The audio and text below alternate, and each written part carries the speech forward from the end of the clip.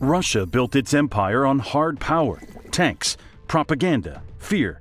But now it's collapsing under something it never saw coming: women. In cities from Moscow to Novosibirsk, you don't hear the chants of protesters. You hear the clanging of empty pots. You don't see foreign saboteurs. You see grieving mothers, school teachers, teenage girls. And behind every widow's cry is the truth. This isn't Russia's war anymore. It's Putin's. The soldiers are dead. The men have vanished. And now the women are rising. Not with guns, but with grief. And in a regime built on control and silence, their defiance is louder than any missile strike. Putin can crush opposition parties. He can jail artists and censor the web. But he can't jail every mother. He can't silence every kitchen. And that's why, as you're about to see, Russia is falling from the inside out. But you haven't seen what they're willing to do yet. Because to understand why Putin is losing this war, you first need to understand what happened to Russia's men, and the numbers are beyond shocking. In 2020, women made up about 54% of Russia's population, normal for most countries. Alcohol, disease, the usual suspects, keeping male life expectancy lower than female. But since February 2022, something unprecedented happened. According to demographic analyses from 2024, women now constitute roughly 63% of Russia's population. Let that sink in. 2/3 female. That's not a gender gap, it's a demographic catastrophe. Over 120,000 Russian men have been killed in combat since the invasion began. Hundreds of thousands more fled the country to dodge conscription. Armenia, Georgia, Kazakhstan, Turkey. They left everything behind and ran. And the ones who stayed, they're in hiding, off the grid, living in apartments without paperwork, working cash jobs, avoiding every database the state monitors. The result is entire age brackets of men simply gone, vanished into graves of exile. A 2025 analysis titled "The Ghost Demographics of Russia" laid it bare. Villages across Siberia, the Urals, and rural provinces now house only women, elderly, and children. The men disappeared. Hospitals are closing entire maternity wards. Not enough births to justify keeping them open. Town squares that once echoed with men's voices now sit silent except for the shuffling of babushkas and the cries of fatherless children. Walk through rural Buryatia or the Altai Republic and you'll see it. Shuttered shops, abandoned farms, houses with only widows inside. The demographic map of Russia is turning into a graveyard punctuated by empty cribs. The Russian population pyramid no longer looks like a pyramid. It looks like a crumbling tower, wide at the top with grandmothers and hollow where young men should be. This isn't theory. This is what happens when you wage war without end. You lose an entire generation, and when that generation is gone, the women left behind ask one simple question: why? That question is spreading like wildfire, and it's turning Putin's so-called patriots into his worst nightmare. Let's be clear, these aren't the opposition activists Putin spent years jailing. These aren't the dissidents he labeled foreign agents. These are the women who believed him, who sent their husbands and sons off to fight, who thought they were defending the motherland. And now they're standing in Pushkin Square in Moscow dressed in black, screaming at the Kremlin, "Give us back our husbands! Stop your war!" The movement calls itself Put Domoy, the way home. Hundreds of wives and mothers demanding their men return. And here's the thing that terrifies the regime. These women used to support Putin. They weren't radicals, they were believers. But after months turned to years, their pride turned to anguish, and anguish turned to rage. According to the Moscow Times, in mid-2024, the Russian government branded these mothers and wives as foreign agents, the ultimate Kremlin insult. They're not foreign agents, they're Russian mothers who lost their sons and are demanding answers. And they're asking the one question that destroys all propaganda: why did my son die while the sons of officials party on beaches in Dubai? No state TV presenter has an answer for that. Putin certainly doesn't, but it gets worse. The men who died for the motherland are now drowning in state neglect. This isn't just a failure of logistics, it's a metaphor for the entire war. The state uses you, breaks you, buries you, and then lets you sink. And while widows weep over graves, other women discovered a weapon Putin never saw coming. If you think this is just about sanctions or tanks, keep watching, because what's happening in Russia's kitchens is more dangerous than any NATO weapon. Because it's hard to jail someone for making noise in their own kitchen. From Kaliningrad in the west to Vladivostok in the east, spanning 11 time zones, you hear it, the clanging of empty pots. It's called the cacerolazo, borrowed from Latin American protesters, and Russian women have turned it into a symphony of defiance. They throw open their windows, grab cookware, and bang, metal on metal, spoons on pans, an empty pot making an unanswerable statement. We cannot feed our children. And Putin can't stop it. Police can't arrest a woman for cooking in her own home. Security services can't raid every apartment in Moscow because someone's making noise at dinner time. The sound is everywhere and nowhere, unstoppable. Why empty pots? Because food prices in Russia have skyrocketed. The Kremlin raised VAT from 20% to 22% effective January 1, 2026 to fund the war. Sanctions choked supply chains. Staples like bread, eggs, and cooking oil now cost double or triple what they did in 2021. The kitchen table economy is collapsing, and every clanging pot is a vote of no confidence. Russian history is haunting Putin right now. In 1917, female-led bread riots in Petrograd ignited the Russian Revolution. Women, not soldiers, not intellectuals, stormed the streets, demanding food and toppled the Tsar. Putin knows this history. His security services know it, and they're watching the same pattern emerge. The empty pot march isn't just protest, it's a warning. When women can't feed their families, regimes fall. But if Putin thought angry mothers banging pots were his biggest problem, he was wrong. Because to keep his war machine fed with bodies, he built something far more dystopian, a digital gulag. On October 1, 2025, Vladimir Putin signed the largest conscription decree in 9 years. 135,000 young men ordered into uniform. But this time, there's no escape. Russia rolled out a new electronic draft system. The moment a conscription notice hits your government portal account, you are legally summoned. You don't have to open it. You don't have to read it. The system registers delivery automatically, and the clock starts ticking. 7 days, that's all you get. Within 7 days of the e-summons, you must report, or else. If you don't show, your passport is flagged. You can't leave the country. Your driver's license is suspended. After 20 days, you can't take loans. You can't sell property. You become a non-person in the digital economy. Putin took almost 140 million Russians hostage with lines of code. Think about that. No checkpoints, no border guards dragging people off trains. Just an algorithm that turns you into a ghost in your own country. Men across Russia panicked. Flights to Armenia, Turkey, and Central Asia sold out within hours. Airport security began profiling young men, pulling them aside, checking draft status on government databases right there at the gate. Those who could afford it fled immediately. Those who couldn't went underground, deleting social media, avoiding hospitals, working off the books. Some men stopped using their phones entirely, knowing every ping could give away their location. Others moved constantly, couch surfing, never staying in one place long enough to be found. The digital surveillance state forced an entire generation into the shadows. One father in St. Petersburg said it best. "We are all prisoners now. Any day a message may come saying I belong to the army." This is Putin's Russia in 2025. A giant open-air prison where the walls are invisible but absolute, where every click, every login, every transaction could trigger the trap. And while Putin builds his digital walls, inside those walls, something unexpected is happening. Resistance. Quiet. Creative. Unstoppable.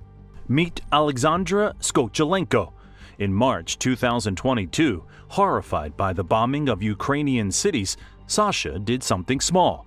She walked into a supermarket in St. Petersburg and replaced a few price tags with handwritten notes. Instead of barcodes, shoppers found messages. The Russian army bombed an art school in Mariupol.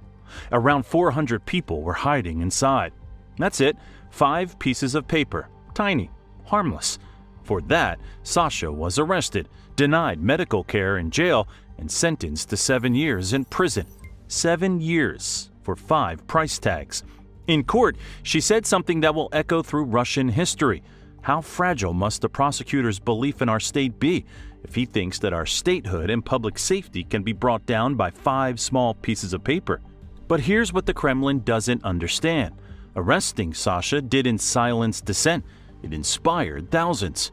Now, women across Russia are waging a guerrilla war of symbols. They wear earrings shaped like peace doves, subtle anti-war markers that aren't illegal yet. University students swap QR codes on propaganda posters with links to casualty lists. Anonymous hands scrawl "No to War" in public bathrooms. Banknotes circulate stamped with anti-war slogans. Police have detained women for wearing green ribbons, a color some adopted for peace. One woman in Moscow was questioned for having blue and yellow nail polish, Ukraine's flag colors. The paranoia runs deep, but the most dangerous resistance? It's happening inside the system itself. Doctors and nurses are signing open letters against the war, risking their careers. Draft officers sympathetic to families lose mobilization files. Paperwork for conscription mysteriously disappears or gets delayed. Teachers take maximum sick leave.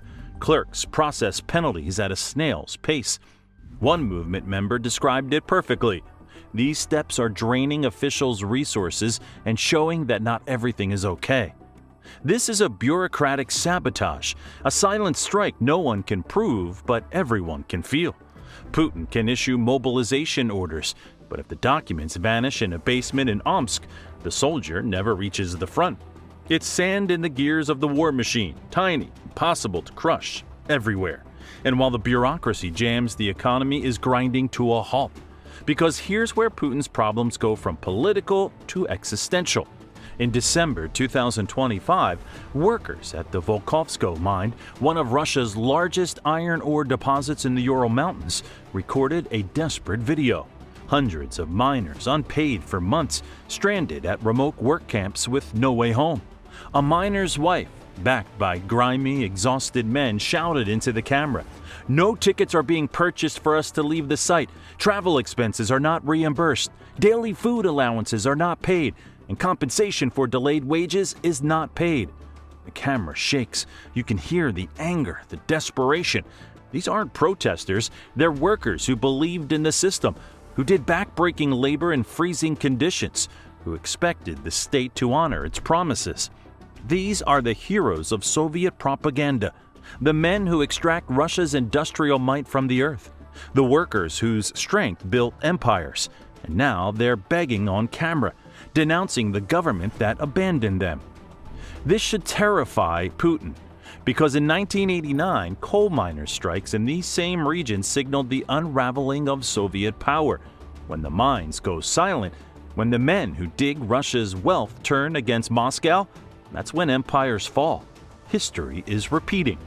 And it's not just Volkovsko. According to Reuters, in late 2025, at least 6 major Russian companies moved to 4-day work weeks to cut costs. Avtovaz, Russia's largest car maker, slashed hours because unsold inventory is piling up. Russian Railways, the country's biggest employer, is forcing workers to take unpaid leave. Even Ural-Vagonzavod, the defense contractor that makes tanks, had to trim hours for civilian employees. Official unemployment looks low on paper, but only because companies avoid formal layoffs. Instead, they cut hours, slash wages, leave workers in limbo. Meanwhile, inflation is crushing households. The VAT hike made everything more expensive overnight. Food, fuel, medicine. Families are drowning. According to official Russian data, overdue wage arrears more than tripled between 2024 and 2025. Non-military sectors of the economy shrank over 5%. The war economy Putin brags about? It's cannibalizing the civilian economy. And here's the dangerous part. This creates the triangle of anger that topples regimes. The soldier in the trench is angry because he has no ammunition, no boots, no rations. The factory worker is angry because his paycheck is halved or gone. The mother at home is angry because the pot is empty and prices have doubled. When these three types of anger meet, revolutions happen. Putin knows this. His security services know this. They're panicking, and their desperation shows in what they're doing to the poorest regions. In Buryatia, one of Russia's poorest, most remote republics, Volunteer went door to door in mid-2025 with an unusual request. They asked residents to donate refrigerators, not money, household fridges, for the army to store medicines at field hospitals on the front. They also asked for motorcycles, wheelchairs, canes, and bottled water. Think about the humiliation. The second most powerful military in the world, according to Putin, is begging its poorest citizens for used appliances. In Irkutsk, another Siberian region, teachers' annual bonuses were cut to fund the war. They told us there's no money left for the special military operation, so they took ours, one teacher said bitterly. This is state banditry. In Moscow, at the prestigious Bauman Moscow State Technical University, students are offered physical education credits in exchange for knitting camouflage nets for soldiers. Future engineers and scientists hunched over yarn instead of textbooks. The education system militarized. Innovation sacrificed for war. But here's the part that makes Russians truly angry. Charitable donations to the army quadrupled in 2025. That sounds patriotic, right? Until you dig deeper. Families aren't donating because they support the war.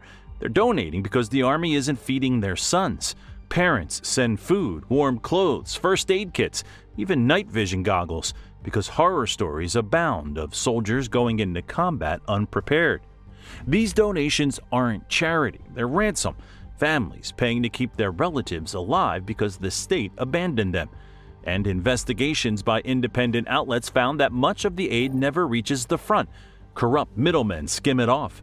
So families sacrifice their savings, and their sons still freeze in trenches. This exploitation is particularly cruel in Russia's ethnic minority regions.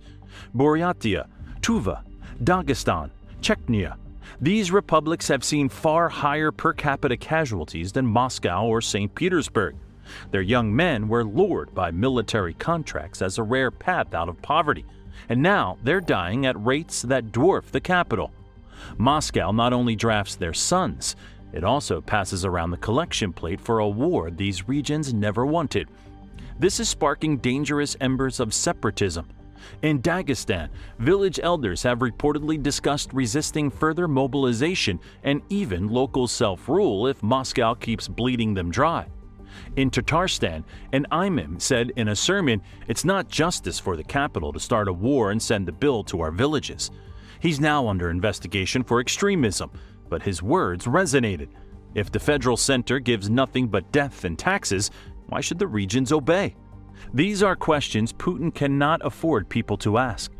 And while officials scramble to suppress dissent, Putin's own secret polls tell a story he desperately wants hidden. According to a leaked Kremlin Commission survey reported in late 2025, over 83% of Russians are tired of the war, more than 8 in 10, and support for continuing the fighting? Under 20%. Let that land. Putin's own government knows the public has turned. Independent pollsters at the Levada Center found that 55% of Russians now say they don't want a male relative to join the war. Only 30% support it, and 61% say peace negotiations should begin immediately. The myth of national unity is dead. The war that was supposed to unite Russia has fundamentally alienated it.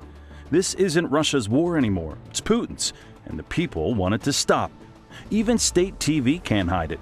Putin's recent appearances show a man increasingly disconnected. He rants about historical destiny and external enemies, while ordinary Russians worry about whether they can afford sugar. The strongman image, carefully cultivated for over 20 years, is cracking. Putin looks like an isolated czar in a bunker, detached from the grim reality his people face daily. Security services are on high alert. They're terrified the fragmented protests, a rally here over prices, a march there by mothers, a strike at a mine could merge into something nationwide.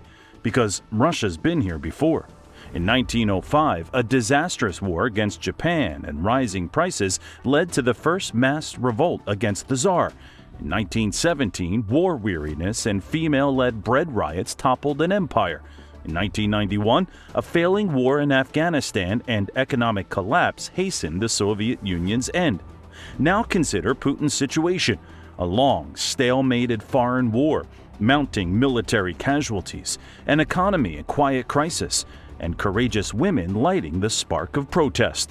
This is the same toxic combination that has ended Russian regimes before. And at the center of this perfect storm are Russia's women. They have emerged as the conscience of the nation. They ask the questions no one on state TV dares. What are we fighting for? Where are our husbands? Why are our children hungry? Is this Putin's war or Russia's war? The answer they give increasingly is that it is Putin's alone, and they refuse to sacrifice any more for it. Here's what makes this movement so dangerous for the Kremlin. They can't discredit these women. Putin's propaganda machine usually dismisses protesters as paid Western agents or dangerous radicals. But when a 40-year-old mother stands in Red Square holding a photo of her dead son in uniform, calling for peace, she doesn't fit that narrative. These women are often apolitical. Many were pro-Putin until their sons died. They speak from the highest moral ground, protecting family, the sanctity of life. Arresting them only shatters the regime's legitimacy further.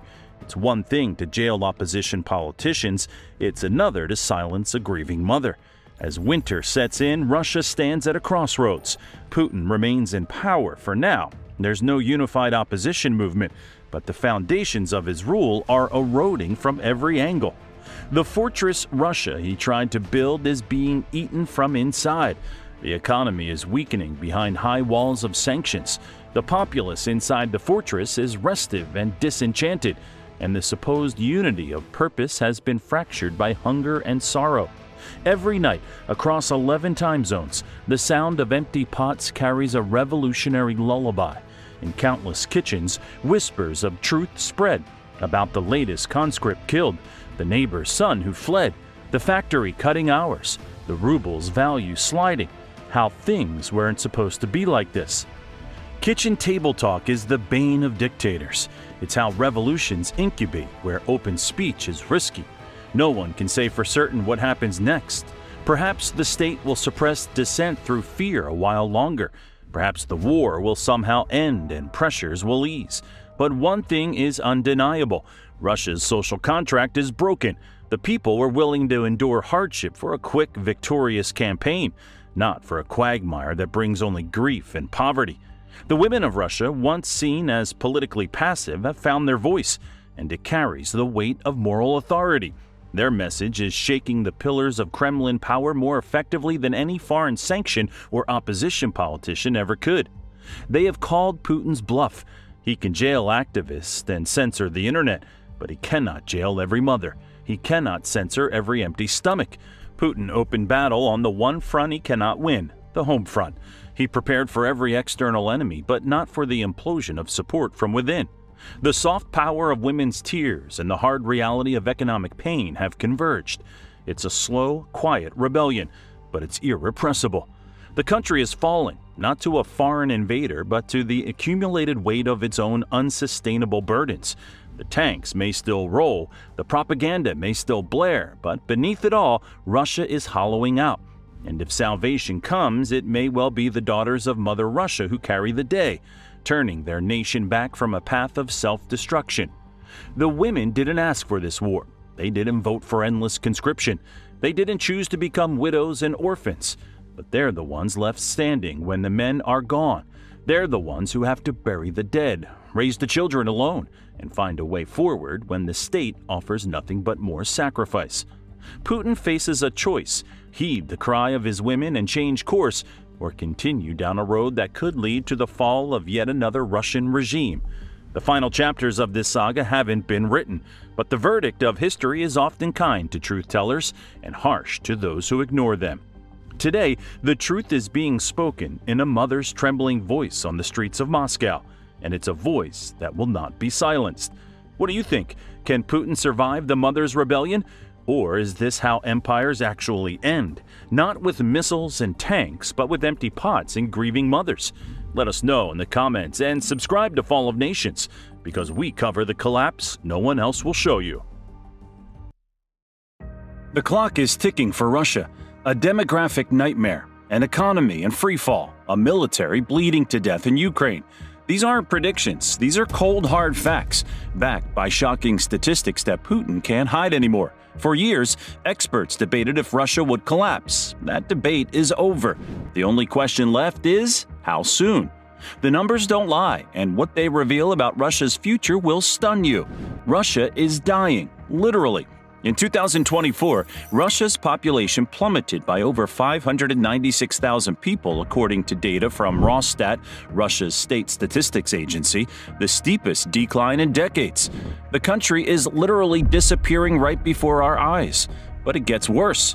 According to official data from Statista, Russia's working-age population has shrunk by nearly 10 million people since 2000. 10 million workers gone. And this death spiral is accelerating. In 2025, Russia is suffering from a severe labor shortage of 5 million people, a staggering 6.8% of its active population, as its military-industrial complex runs at full steam. The very backbone of its economy is dissolving, while Putin pretends everything is fine. But wait until you hear the most devastating part. Russia's fertility rate has collapsed to 1.41 children per woman as of 2024, according to demographic data from Rosstat. For a country to maintain its population, that number needs to be 2.1. Russia isn't just shrinking, it's heading toward extinction. The Carnegie Endowment for International Peace's February 2025 report on Russia's demographics paints an even more alarming picture. Russia's population has been in decline for decades, but the combination of war casualties, mass emigration, and plummeting birth rates has created a demographic perfect storm. Since Putin's invasion of Ukraine, an estimated 1.3 million Russians have fled the country, according to research published by the Wilson Center in late 2024. These aren't just any Russians. They're predominantly young, educated professionals, the very people Russia needs to build its future. The statistics get even more shocking when you look at regional breakdowns. In Russia's Far East, a region that spans 6.2 million square kilometers, or 36% of the country's entire territory, entire towns are being abandoned. Population density in some areas has dropped below 1 person per square kilometer. Ghost towns are spreading across this vast, icy expanse, with over 20,000 rural settlements completely disappearing from the map since 2000, according to Russia's most recent nationwide census. And it gets worse. Almost 36,000 villages, that's 1 in 4, now have 10 residents or fewer. In 2023 alone, Russia's rural population declined by another 1.11%, falling to 35.5 million. At this rate, the countryside isn't just emptying, it's vanishing. The military implications are catastrophic. Russia's pool of military-age males is shrinking so rapidly that by 2026, according to Medusa, a Russian and English-language independent news website, the country will face a 30% reduction in available conscripts compared to 2021 levels. What does this mean? Empty factories, abandoned towns, a military with no one to recruit. The country can't fight wars without people, and Russia is running out of Russians. But here's where the crisis turns into an existential threat. Russia's aging population means that by 2030, according to Visual Capitalist data, the country will have only 2 working-age adults for every retired person, down from 5 to 1 in 2000.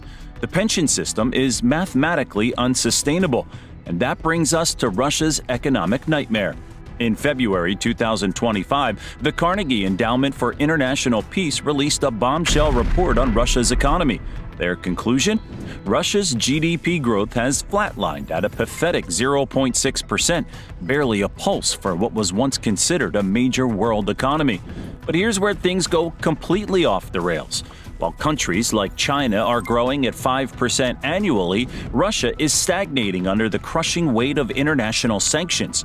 Over 1,500 foreign companies have fled Russia or severely diminished their presence on the local market since 2022, taking with them capital, expertise, and technology that Russia simply cannot replace. The result? catastrophic.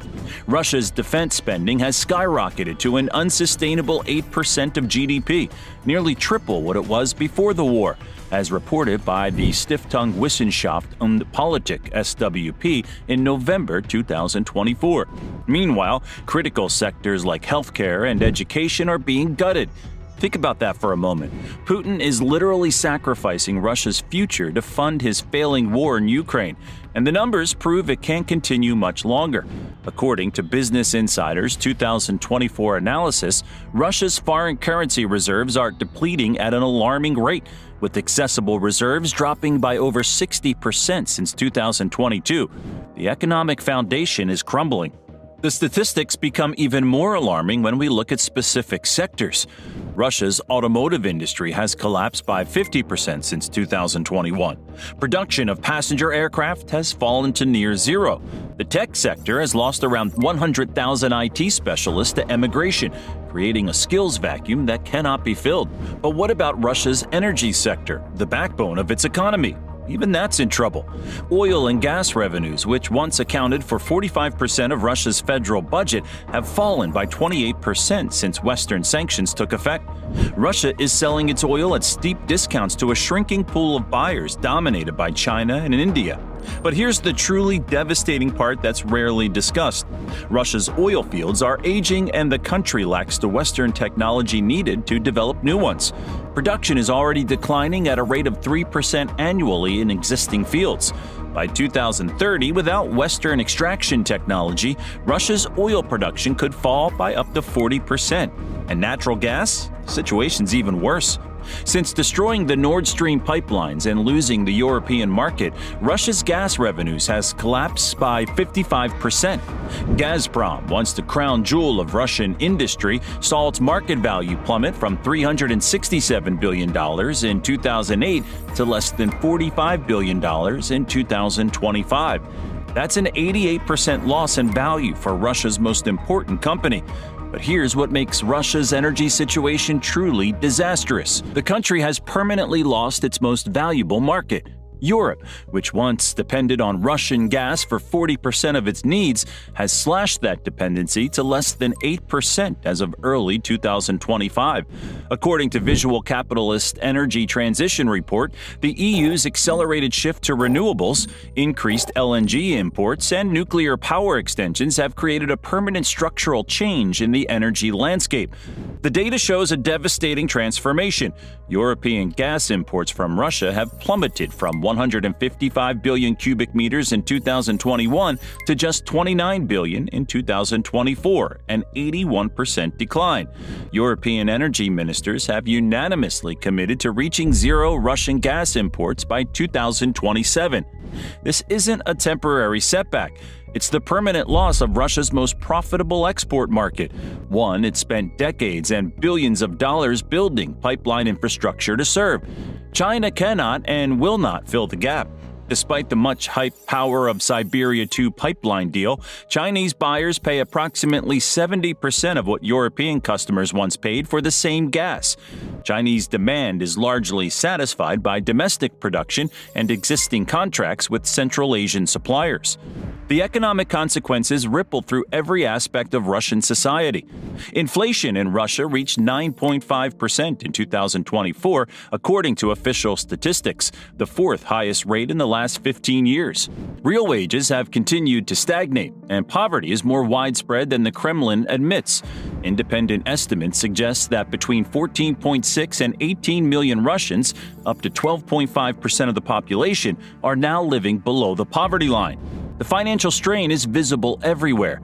A 2024 Levada Center survey revealed that 35% of Russians have no savings at all, while 42% report savings that don't exceed 1 month's income. The economic crisis triggered by the war in Ukraine is hitting the youngest especially hard. Nearly 10% of Russian children are estimated to have fallen into poverty since 2022.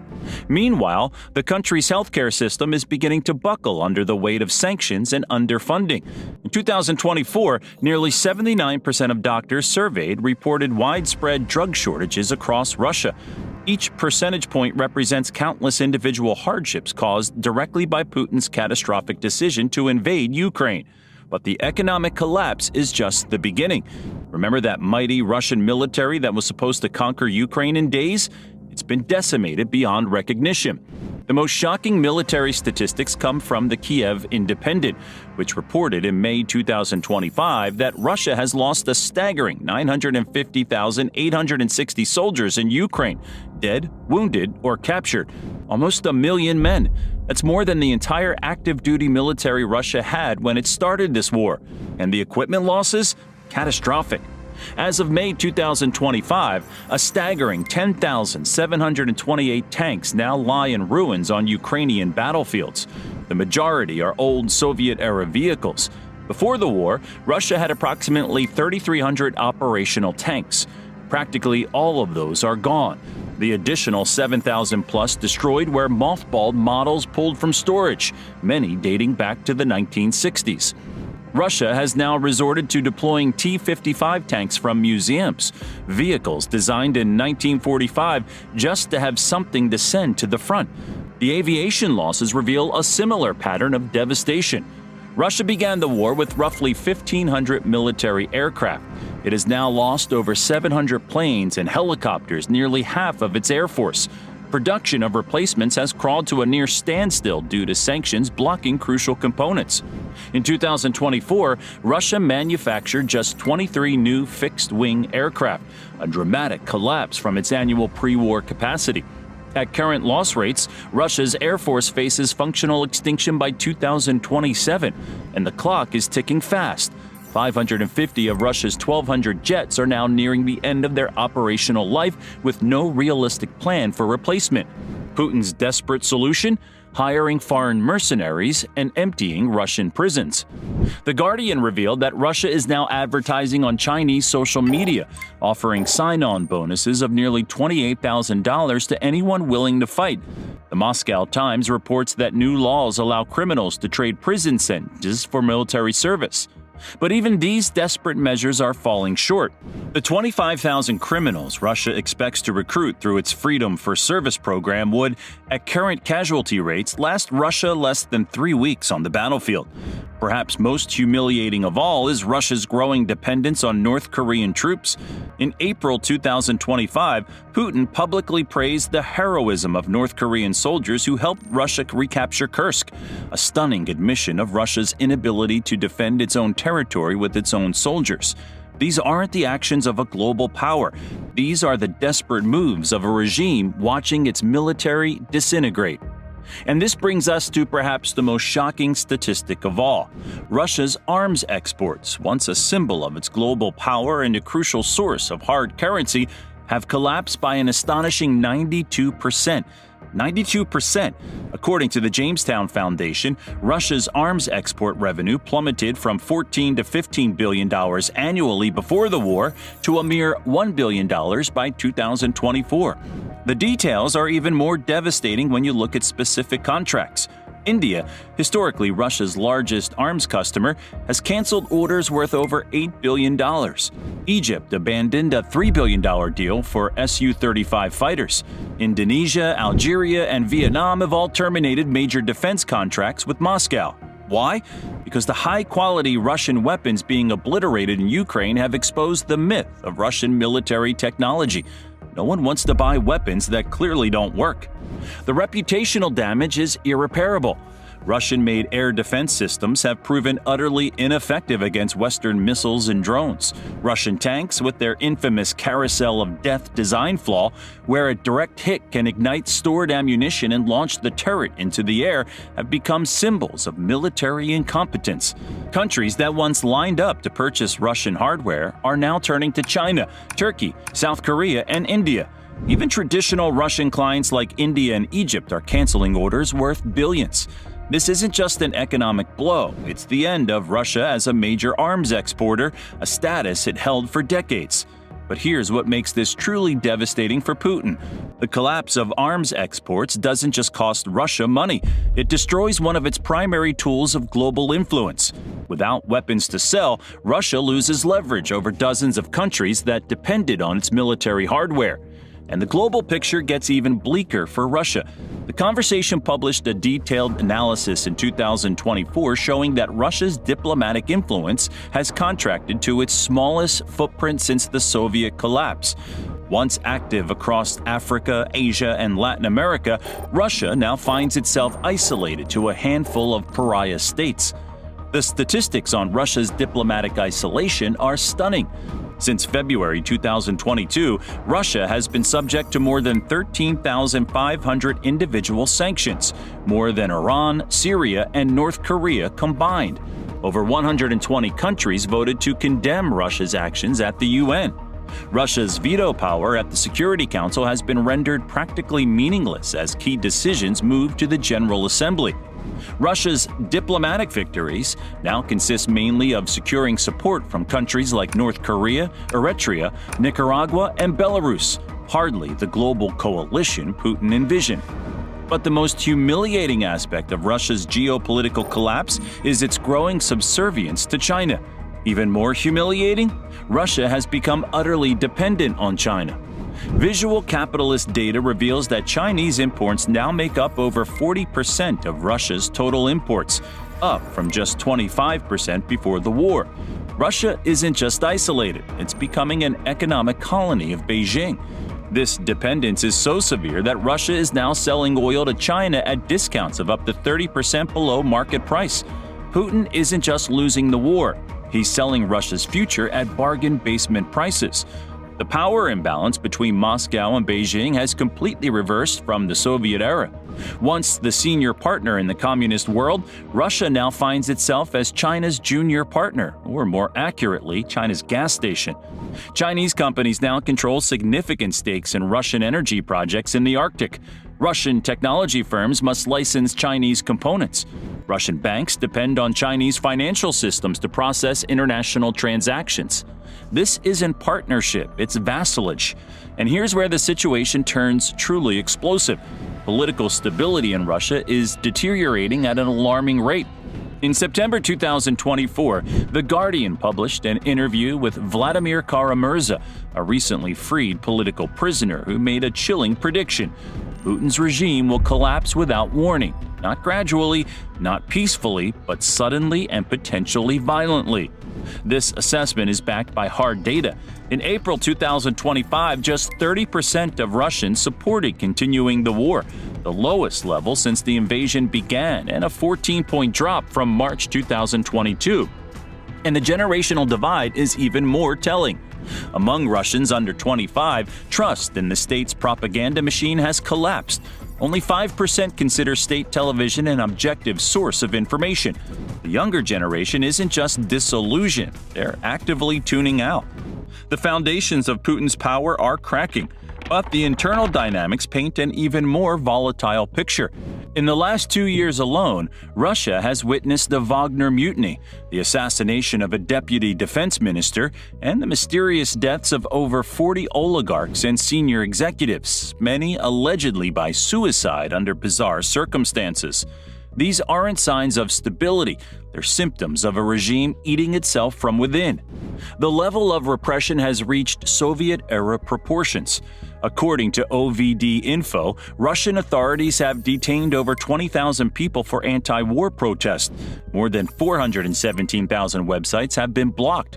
The number of political prisoners is soaring to levels not seen since Stalin's purges. But history shows that increasing repression is often the last phase before collapse. As the Kiev Post noted in January 2025, there's a pre-revolutionary situation emerging in Russia, with growing unrest in outlying regions and widening cracks within the elite. The paranoia permeating Putin's inner circle has reached unprecedented levels. According to reports from Medusa, the FSB now conducts an average of 173 loyalty checks per week among high-ranking officials, up from 38 in 2022. The Presidential Security Service has tripled in size. Putin reportedly uses food tasters and rarely sleeps in the same location for consecutive nights. These aren't the behaviors of a secure leader. They're the desperate actions of a cornered dictator watching his empire crumble. Even more telling are the statistics on elite defections. As of 2025, 24 billionaires who were once considered Russian are now officially listed under foreign nationalities in Forbes' global rankings. Together, they've taken $110 billion in wealth out of the country. When the richest start changing flags, it's a sign the ship is sinking. But perhaps the most damning sign of internal decay comes from inside Russia's own security apparatus. The Federal Security Service, the FSB, has transformed from a national security agency into a full-blown tool of political repression. It now controls nearly every arm of the state. The police, judiciary, and prosecutors all fall under its shadow. Armed with sweeping censorship laws and surveillance tools, the FSB targets not just critics of the war, but anyone who challenges the regime's authority. Journalists, opposition figures, and even ordinary citizens have become targets of covert intimidation, blackmail, and in some cases, lethal force. This isn't law enforcement, it's state-sponsored fear. Russia isn't just drifting towards authoritarianism, it's already there and sliding deeper by the day. And the timeline for collapse? It's accelerating. Euromaidan Press published a comprehensive analysis in January 2025 titled "Why Russia's Collapse is Inevitable and What Comes Next." Their conclusion, based on historical patterns and current data, is that Russia has entered the final phase of imperial collapse, a phase that typically lasts between 18 to 36 months. That clock started ticking in 2024. The clearest sign of impending collapse comes from Russia's regions. Ethnic republics like Tatarstan, Bashkortostan, and Chechnya are witnessing resurgent nationalism. Local elites are quietly distancing themselves from Moscow. In the Far East, economic ties with China are strengthening at the expense of federal control. The statistical evidence for Russia's fragmentation is striking. Local governments are increasingly ignoring Kremlin directives. Military recruitment quotas are being missed by as much as 70% in non-Russian ethnic regions. But perhaps the most telling data comes from underground surveys conducted by independent Russian sociologists. When asked if their region would be better off independent from Russia, positive responses increased from 11% in 2021 to 46% in late 2024. The Russian Federation is disintegrating before our eyes. And now, we need to talk about the nuclear dimension of Russia's collapse, because this is where Putin's desperation becomes a global nightmare. Russia possesses approximately 5,889 nuclear warheads, the largest arsenal on the planet.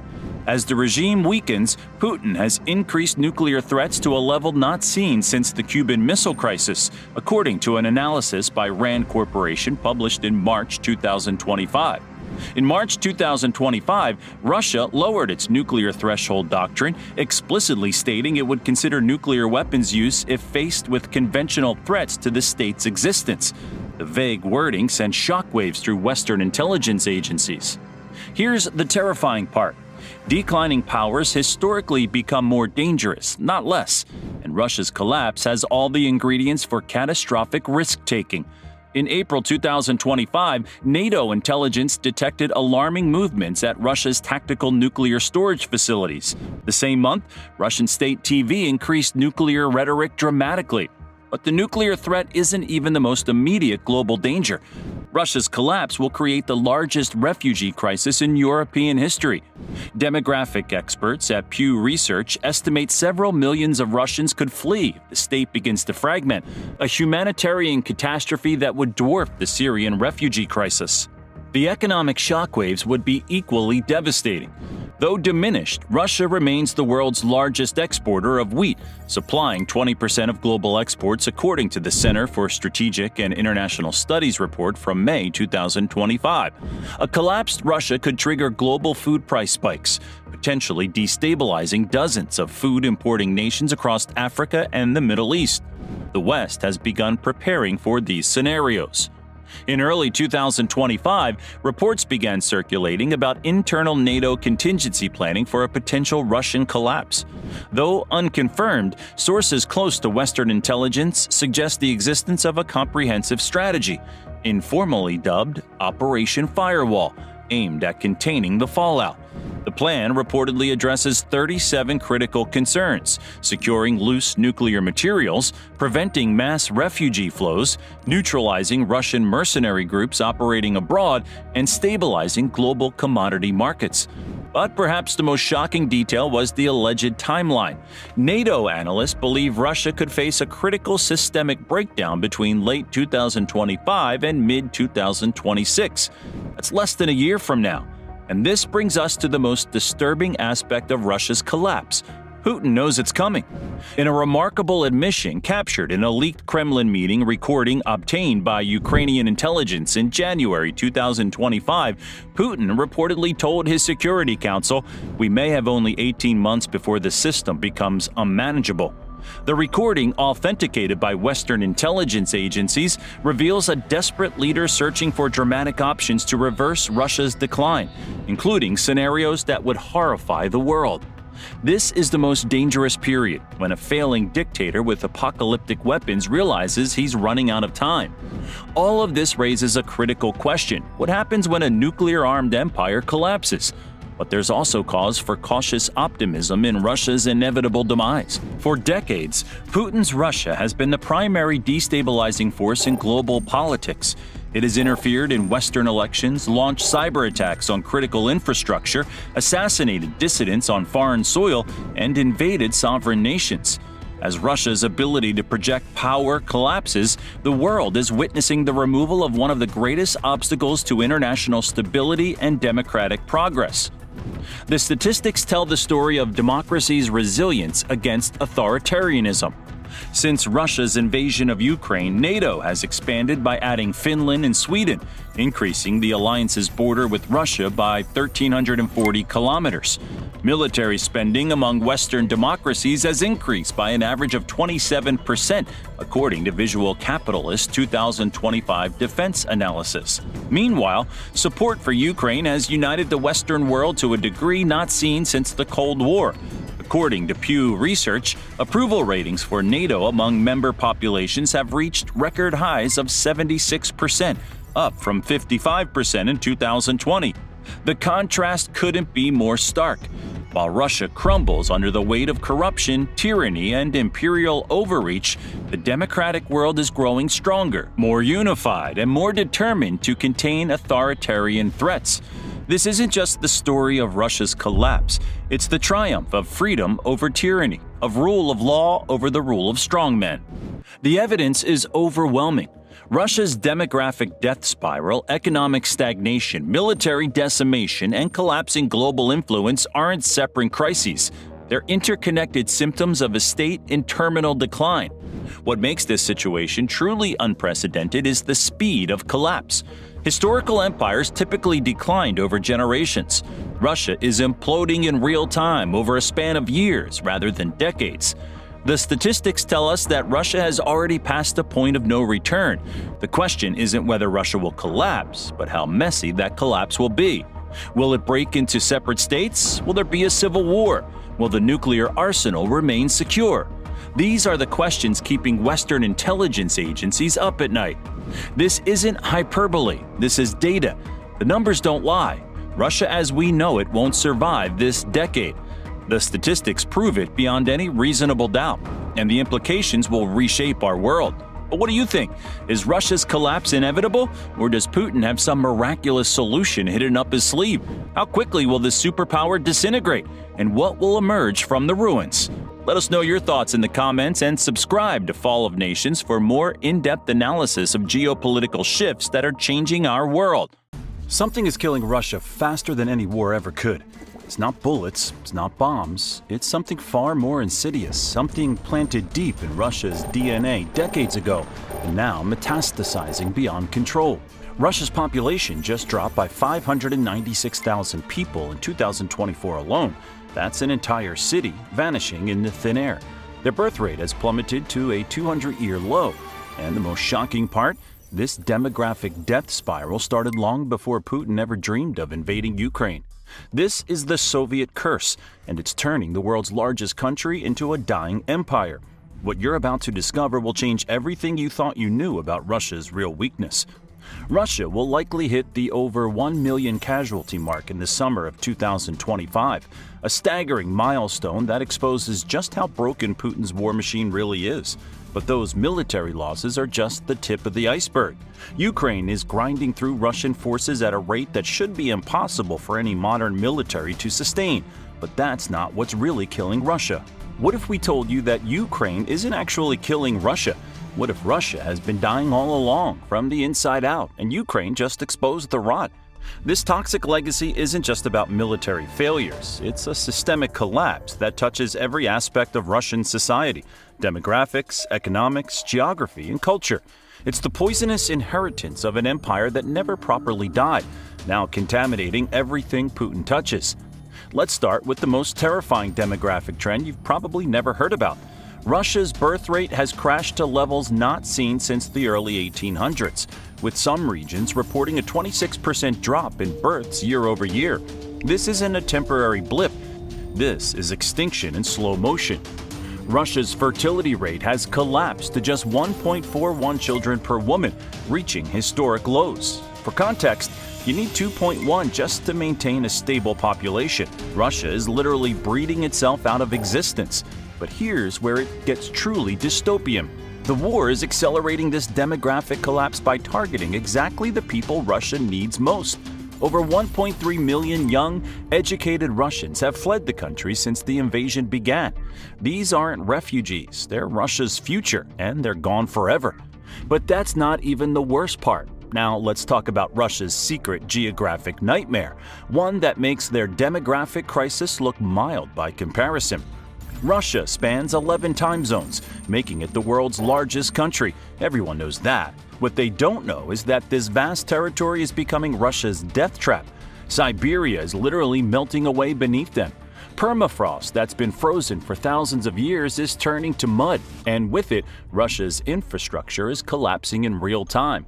Climate change is affecting Russia 2.5 times faster than the global average, and even up to 4 times faster in parts of Siberia, turning their greatest geographic asset into their greatest liability. Buildings collapse, roads buckle, railways warp like toys in the sun. The cost of maintaining basic infrastructure in Siberia now run 3 to 5 times higher than in Western Russia. And as the permafrost continues to thaw, those costs start becoming unsustainable, just as Russia's income plummets due to sanctions and war spending. This isn't some distant threat. This is happening now, dismantling Russia from within while Putin burns through his military in Ukraine. And it gets even worse. This same toxic inheritance runs deeper than just demographics and geography. It's embedded in Russia's economic DNA, a fatal dependence on natural resources that the Soviet system created and Putin has never been able to break. Russia suffers from what economists call Dutch disease, an over-reliance on oil and gas that has hollowed out every other sector of their economy. For decades, they exported energy while neglecting manufacturing, technology, and agriculture. The result? A dangerously unbalanced economy that can't adapt to sanctions or global energy transitions. Over 1,500 foreign companies have fled Russia since 2022, taking with them the capital, expertise, and technology that Russia simply cannot replace. Their automotive industry has collapsed by 50%. Aircraft production has fallen to near zero. The tech sector has hemorrhaged over 100,000 specialists to emigration. Meanwhile, Russia's defense spending has skyrocketed to an unsustainable 7.1% of GDP, nearly double what it was before the war. Putin is literally gutting Russia's civilian economy to feed his failing military campaign. But you haven't even heard the most shocking part yet. Russia has always struggled with brain drain, but the war has turned a leak into a hemorrhage. We're not just talking about 1.3 million people leaving. We're talking about who those people are: engineers, entrepreneurs, scientists, students. Dubai alone now hosts roughly 700,000 Russians, creating a shadow Russian economy outside Putin's reach. This isn't just an economic problem, it's an existential one. The very people who could help Russia navigate sanctions, build new industries, and modernize their economy are gone, and they're not coming back. But wait, it gets worse. The people staying behind are increasingly the ones Russia can least afford to lose to war. Independent journalists uncovered a shocking pattern. A young man from ethnic minority regions like Tuva or Buryatia is about 10 times more likely to die in Ukraine than someone from Moscow. Putin is sacrificing Russia's ethnic minorities to protect ethnic Russians, creating dangerous resentment that could easily erupt into separatist violence. All of these crises are supercharged by this poisonous legacy's most toxic element, systemic corruption that makes honest governance impossible. Russia ranks a dismal 154th out of 180 countries on the Transparency International Corruption Index. But even that doesn't capture how corruption has infected every level of Russian society like a virus. An estimated 30% of military funding never reaches its intended purpose. That new tank? It only exists on paper. Those advanced missiles? The money went to someone's yacht instead. Ukrainian troops have repeatedly uncovered frontline Russian units relying on off-the-shelf Chinese walkie-talkies instead of encrypted military-grade comms. It wasn't a supply chain issue. The funds for proper equipment had vanished long before deployment. Corruption didn't just rot the system from within. It left soldiers exposed, disorganized, and unable to operate effectively in a 21st century battlefield. Here's the part that should keep Putin awake at night. Russia isn't actually a single country. It's a patchwork of over 190 different ethnic groups speaking more than 100 languages, many of whom never voluntarily joined Russia. The Soviet Union forcibly consolidated these diverse peoples under Moscow's rule, but that control was always built on strength and fear. Now, as Russia weakens, the cracks are starting to show. At least 5 Russian regions now actively discuss independence. The Kursk invasion, where a few hundred Ukrainian soldiers outmaneuvered a nuclear superpower and seized territory the size of Los Angeles inside Russia itself, demonstrated just how vulnerable Putin's empire really is. These regions are watching carefully, calculating when to make their move. And with Putin's ethnic sacrifice policy creating dangerous resentment, that moment may come sooner than anyone expects. But perhaps the most tragic aspect of this destructive inheritance is how it's literally poisoning Russia's people. Between January and October 2024 alone, Russians consumed 1.84 billion liters of alcohol, the highest volume recorded since 2017.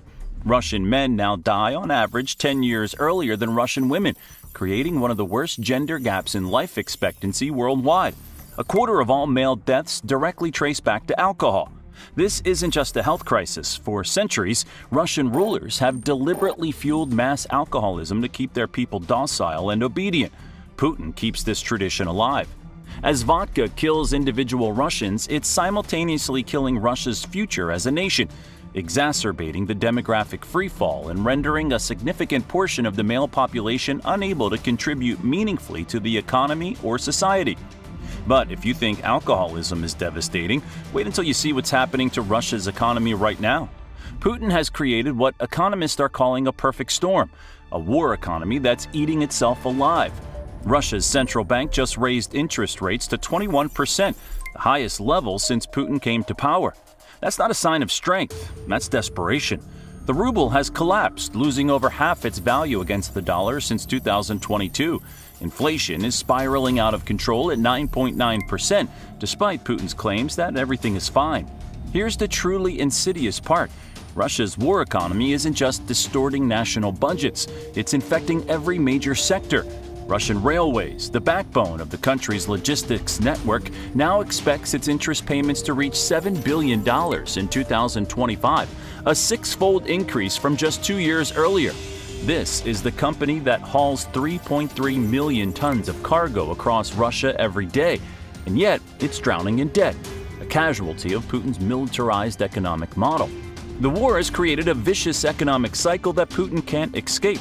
Military spending pushes up wages in defense sectors, which fuels inflation. That, in turn, forces the central bank to raise interest rates, crushing investment in civilian industries. Even Russia's coal sector, once a steady profit center, is faltering. It employs 650,000 people across 31 single-industry towns. Yet more than half of coal companies ended early 2025 in the red. First-quarter losses alone reached an estimated $1 billion. Meanwhile, Putin is literally running out of money.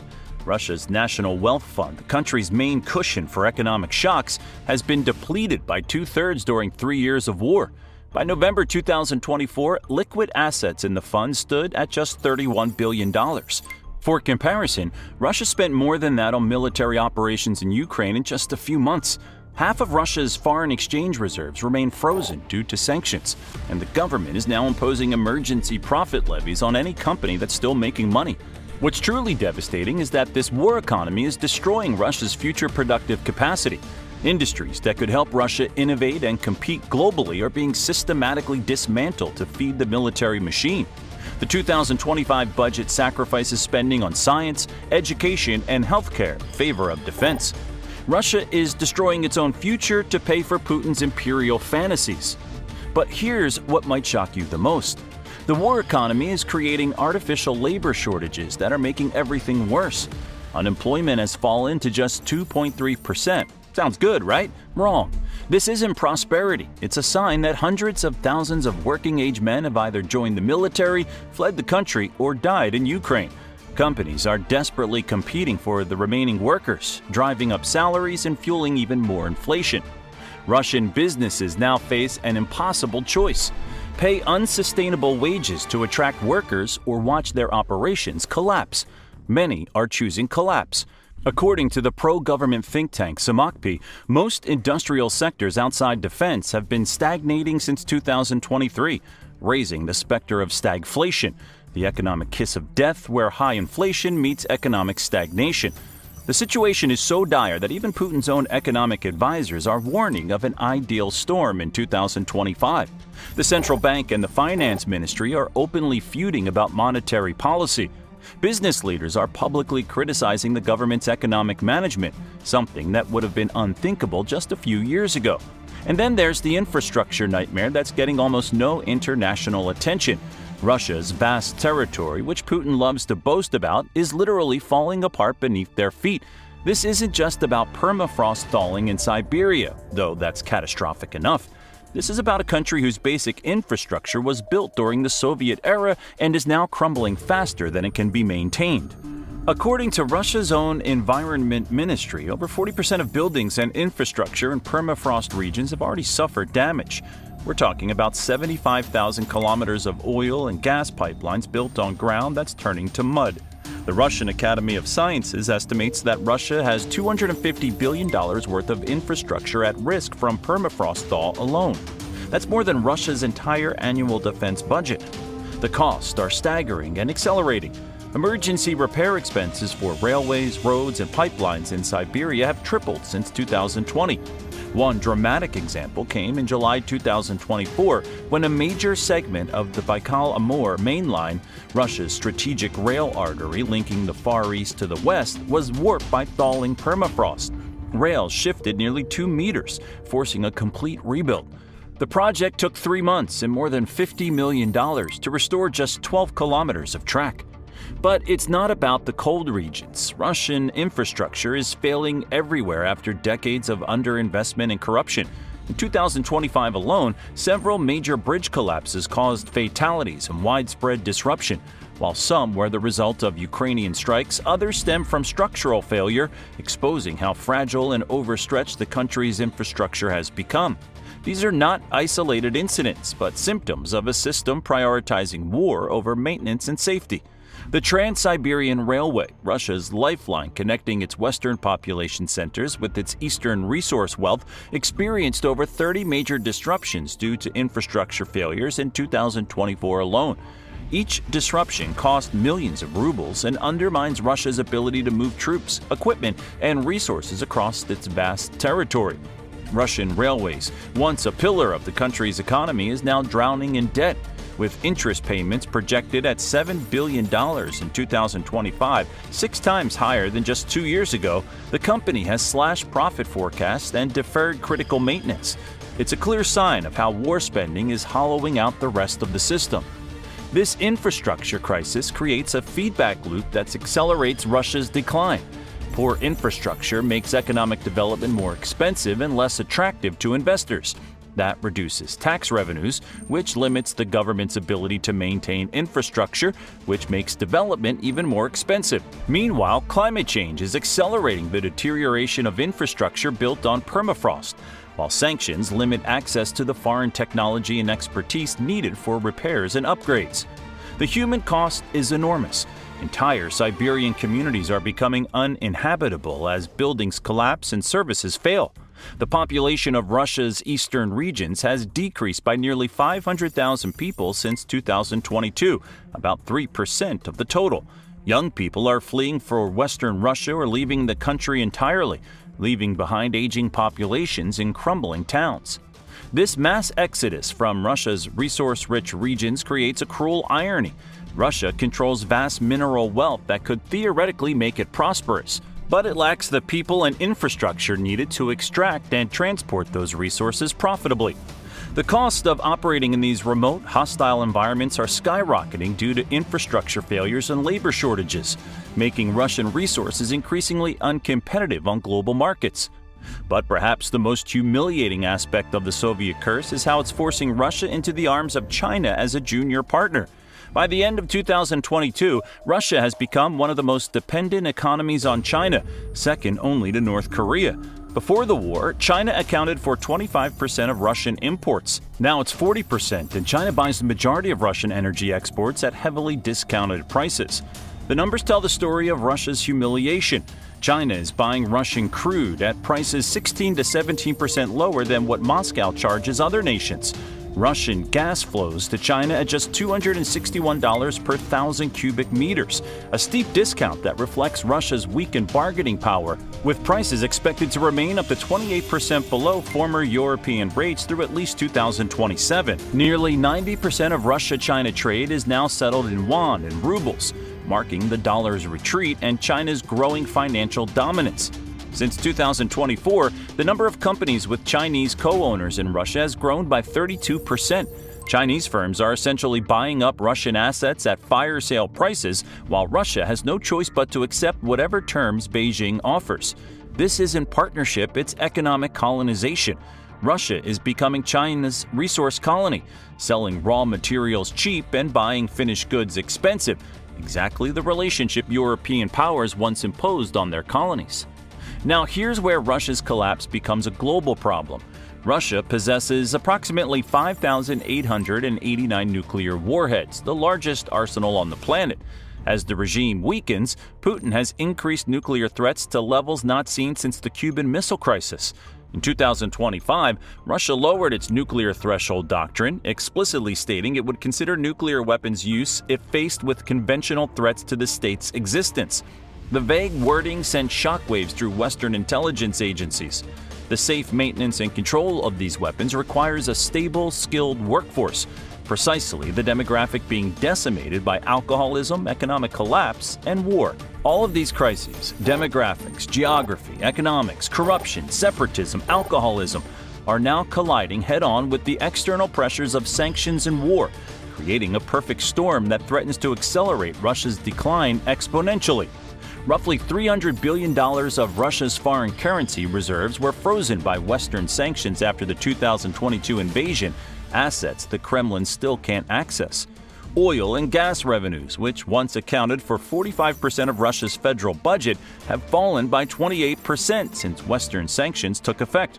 Europe, which once depended on Russian gas for 40% of its needs, has slashed that dependency to less than 13% as of early 2025.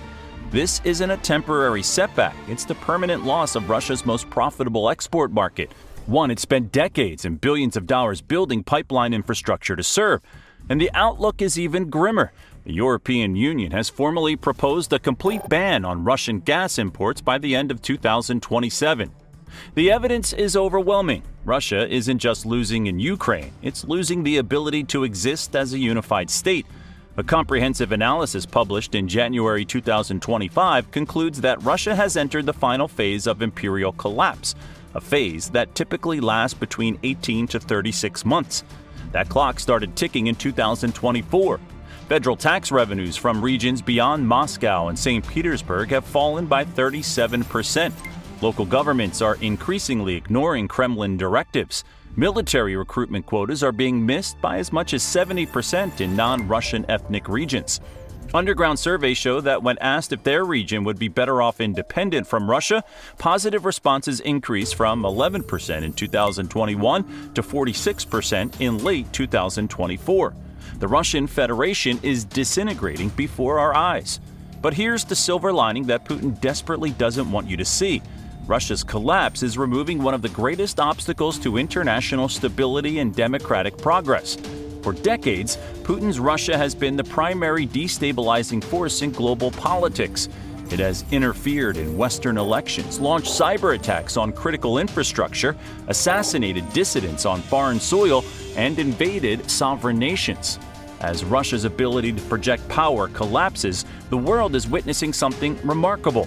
NATO has expanded by adding Finland and Sweden, increasing the alliance's border with Russia by 1,340 kilometers.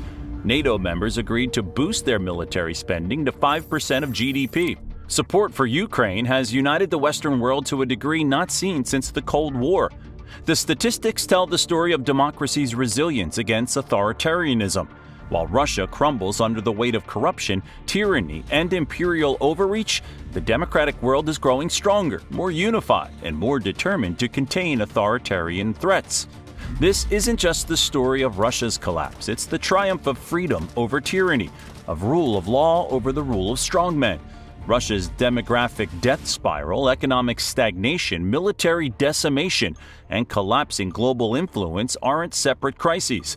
They're interconnected symptoms of a state in terminal decline, accelerated by the very Soviet legacy Putin glorifies. This destructive inheritance isn't coming for Russia. It's already here. It's been here all along, slowly strangling Putin's empire from within while he plays nuclear roulette with the world. The question isn't whether Russia will collapse. The statistics prove it beyond any reasonable doubt. The question is how messy that collapse will be, whether the nuclear arsenal will remain secure as the empire crumbles. Russia as we know it won't survive this decade. This toxic Soviet inheritance will see to that. So what do you think? Is Russia's geographic predicament truly inescapable? Could technological breakthroughs or political reforms alter this trajectory? Or are we witnessing the beginning of the end for Russia as a unified state? Let us know what you think in the comments below, and make sure you watch How Vodka Destroyed Russia and subscribe to our channel so you don't miss any of our upcoming videos. It started showing up in Moscow parks, then in high schools, then on military bases. They called it Meow Meow, some weird street slang no one took seriously. But what it actually was meth 2.0. Cheap, homemade, impossible to trace. And it spread fast through telegram drop points, anonymous couriers, and word of mouth. Within months, thousands were hooked. Within a year, entire regions had collapsed into addiction. Hospitals couldn't keep up. Rehab didn't work. Soldiers were using it in the trenches. And the state? Busy fighting a war abroad. While the real war, the one inside its own borders, was being lost quietly. No headlines, no speeches, just bodies. This is the story of how a country distracted by conquest let a designer drug devour its future, and why no one in power is ready to stop it. The name sounds like a joke. Meow meow, like something a kid made up, like something harmless. It's not. Mephedrone, officially called 4-methylmethcathinone, is a synthetic stimulant that hits like MDMA and cocaine combined. It floods the brain faster than most synthetic drugs, triggering euphoria, energy surges, sexual desire, and intense sociability. The rush feels incredible for about 20 minutes. Then it fades, and the only thing you want is another hit. That's the hook.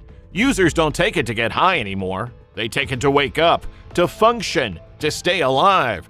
The compulsion to redose is so strong that people binge for 2-3 days straight, without food or sleep, chasing a high that never quite comes back. On the come down, anxiety, depression, paranoia, hallucinations. Long term, insomnia, muscle spasms, memory loss, psychosis, organ damage. One young Russian addict described it like this: If you press a lit cigarette to your skin, it burns a hole. That's what mephedrone does to you.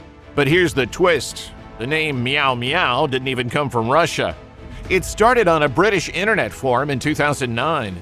Someone joked about calling the drug MCAT, short for its chemical class, a cathinone, and then someone said, why not call it Meow? A cat's meow. By November that year, UK tabloids like The Sun ran sensational stories about a new drug called Meow Meow, and the catchy name exploded globally. Russians never called it that. They called it meth or salt.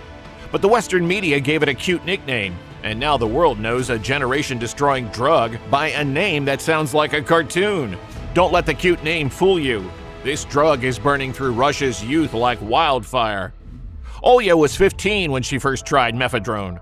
Her older boyfriend, who turned out to be a dealer, offered her a line one night in Moscow. It opened up a whole new world for me, she told BBC investigators years later. Within weeks, she was snorting meth several times a week, barely able to go a day without it. She dropped out of school, spent her days and nights chasing the drug. Very soon, she wasn't taking it to get high anymore, just to wake up and get out of bed, Olya admitted, to stay alive. When her boyfriend got arrested, her addiction only deepened. She found new ways to fund her habit, sinister ways, through Telegram.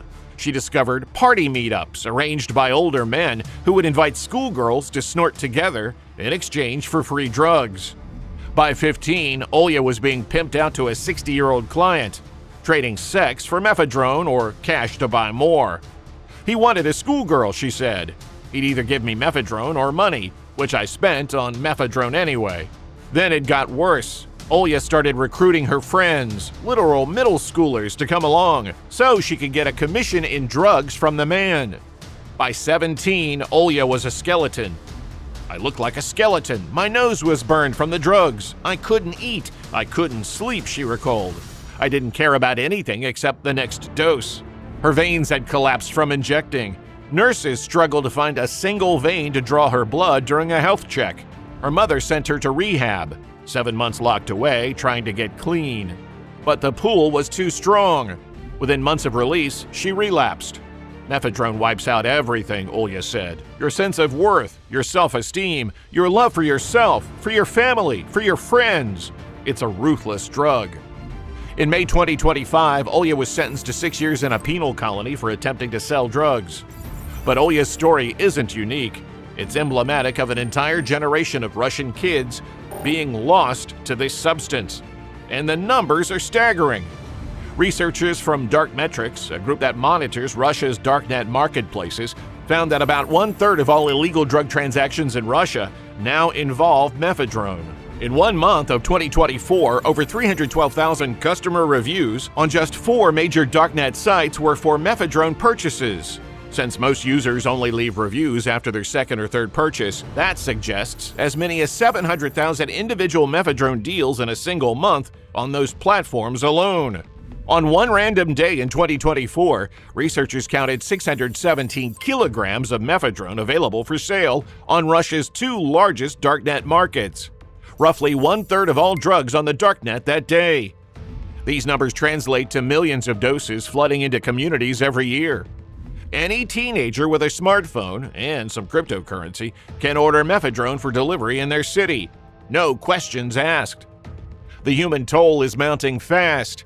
Over 18,000 Russian overdoses on illicit drugs in 2021 alone, with more than 10,000 dying, a 37% increase from 2020, and twice as many as in 2019. And those numbers have continued to climb. Mephedrone and other synthetic stimulants are driving this surge.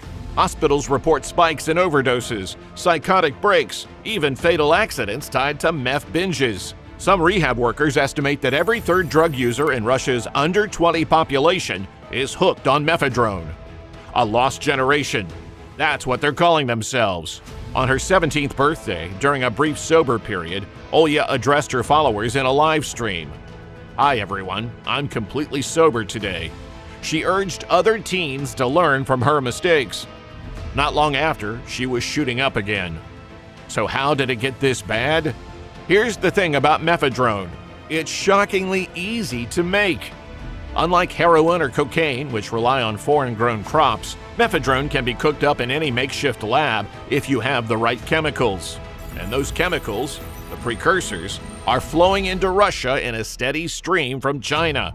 Russian police are fighting a losing battle. Now any schoolchild can cook it, one Russian chemist said.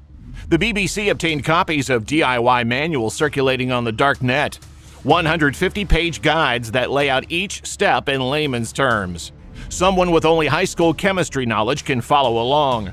The ingredients can be ordered legally from Chinese suppliers or bought in local hardware stores.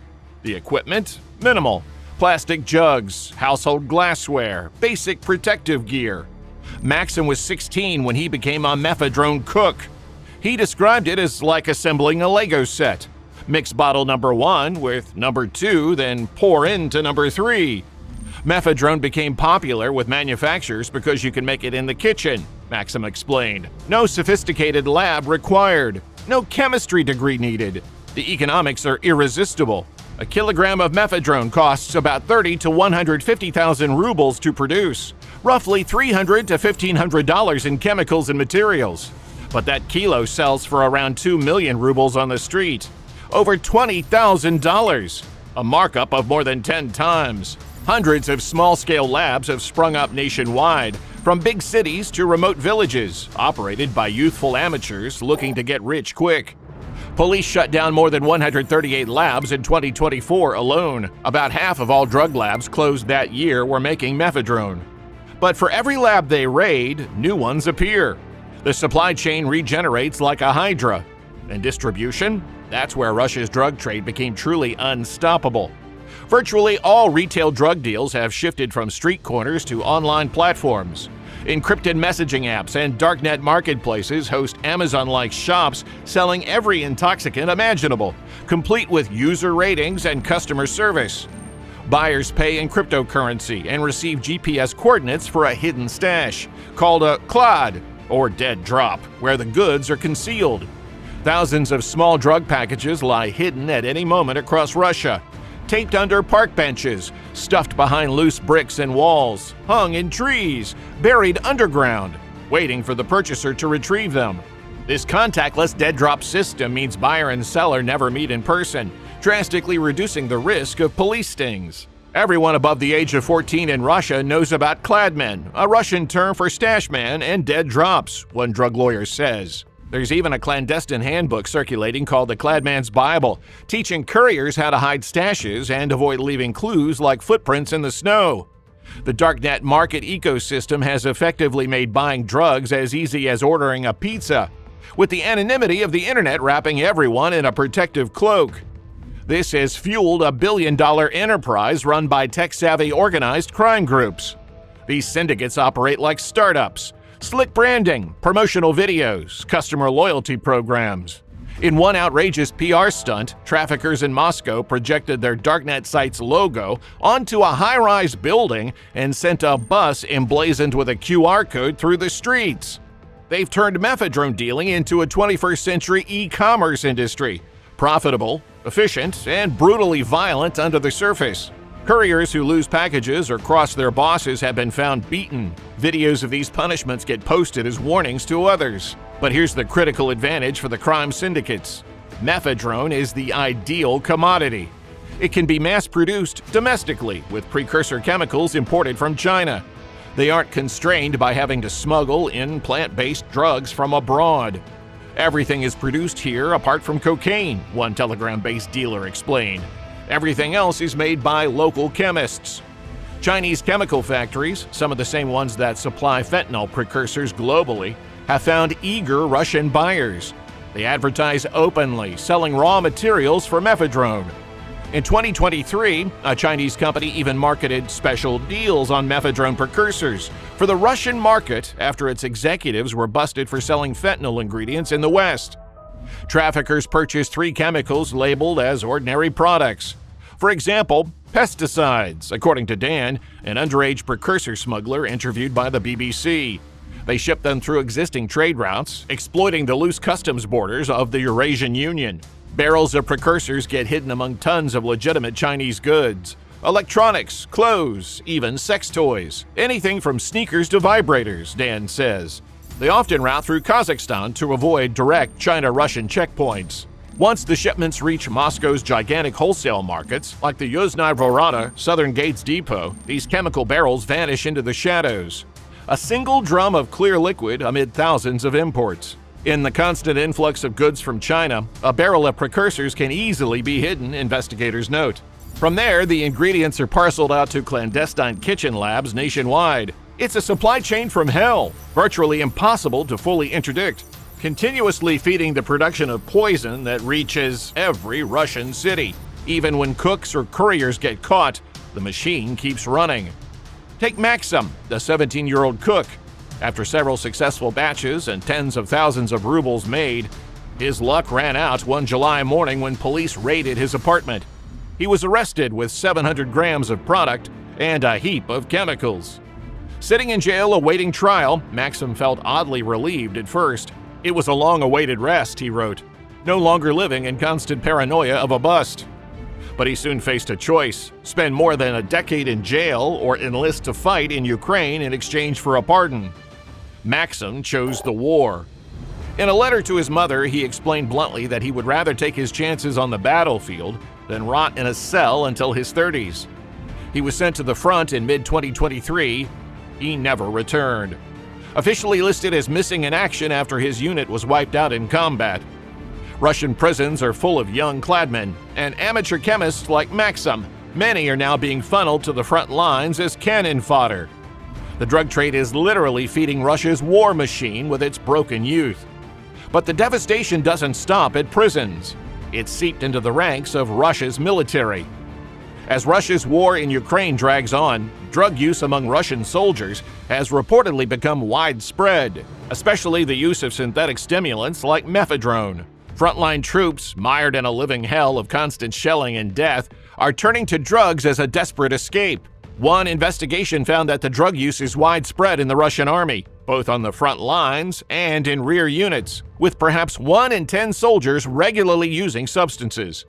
Not just cannabis, but hard drugs including mephedrone, often referred to colloquially as salt by troops. Drug mules have been caught delivering mephedrone straight to the trenches in Ukraine. In one case, a courier was arrested smuggling 3 kilograms of mephedrone to frontline units. Why would soldiers risk using drugs in a war zone? Boredom and trauma. A Russian soldier interviewed by an independent outlet explained, "They do drugs out of boredom. War is when you're constantly waiting for something, praying for it to end. When I was smoking mephedrone in the dugout, I didn't give a damn about anything. The boredom's a lot worse." The drug provides temporary oblivion, a way to mute the horrors of war. Under the influence, soldiers can momentarily forget the carnage around them. Others use it to cope with post-traumatic stress. After witnessing horrific violence, some troops go AWOL to find drugs and numb their minds. The war environment, paradoxically, makes drugs easier to obtain. In occupied cities like Donetsk and Mariupol, a quasi-normal city life persists behind the lines, with nightlife, cash to spend, and plenty of civilians or crooked volunteers willing to supply soldiers with narcotics. "It's not difficult to buy drugs," said one volunteer in Donetsk. "Commanders tend to turn a blind eye." The Russian darknet model has expanded into the war zone. Telegram channels specifically target Russian soldiers, offering dead drop deliveries in occupied areas. Within a month of the fall of Mariupol, dealers were recruiting local stashmen there.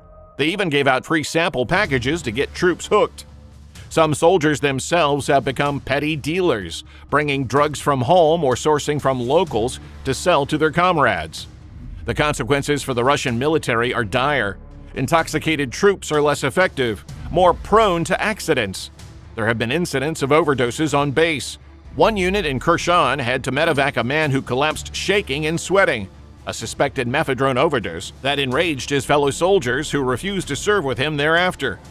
Military court records show a rising number of drug cases involving soldiers since mobilization began. In Krasnodar, the military court handed down 1 drug possession conviction in 2020, 3 each in 2021 and 2022. But in 2023, there were 3 such convictions in March alone.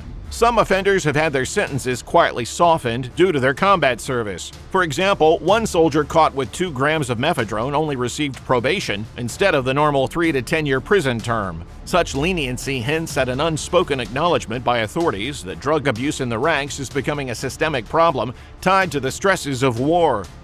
And as traumatized veterans trickle back into civilian life, experts warn of a coming wave of addiction.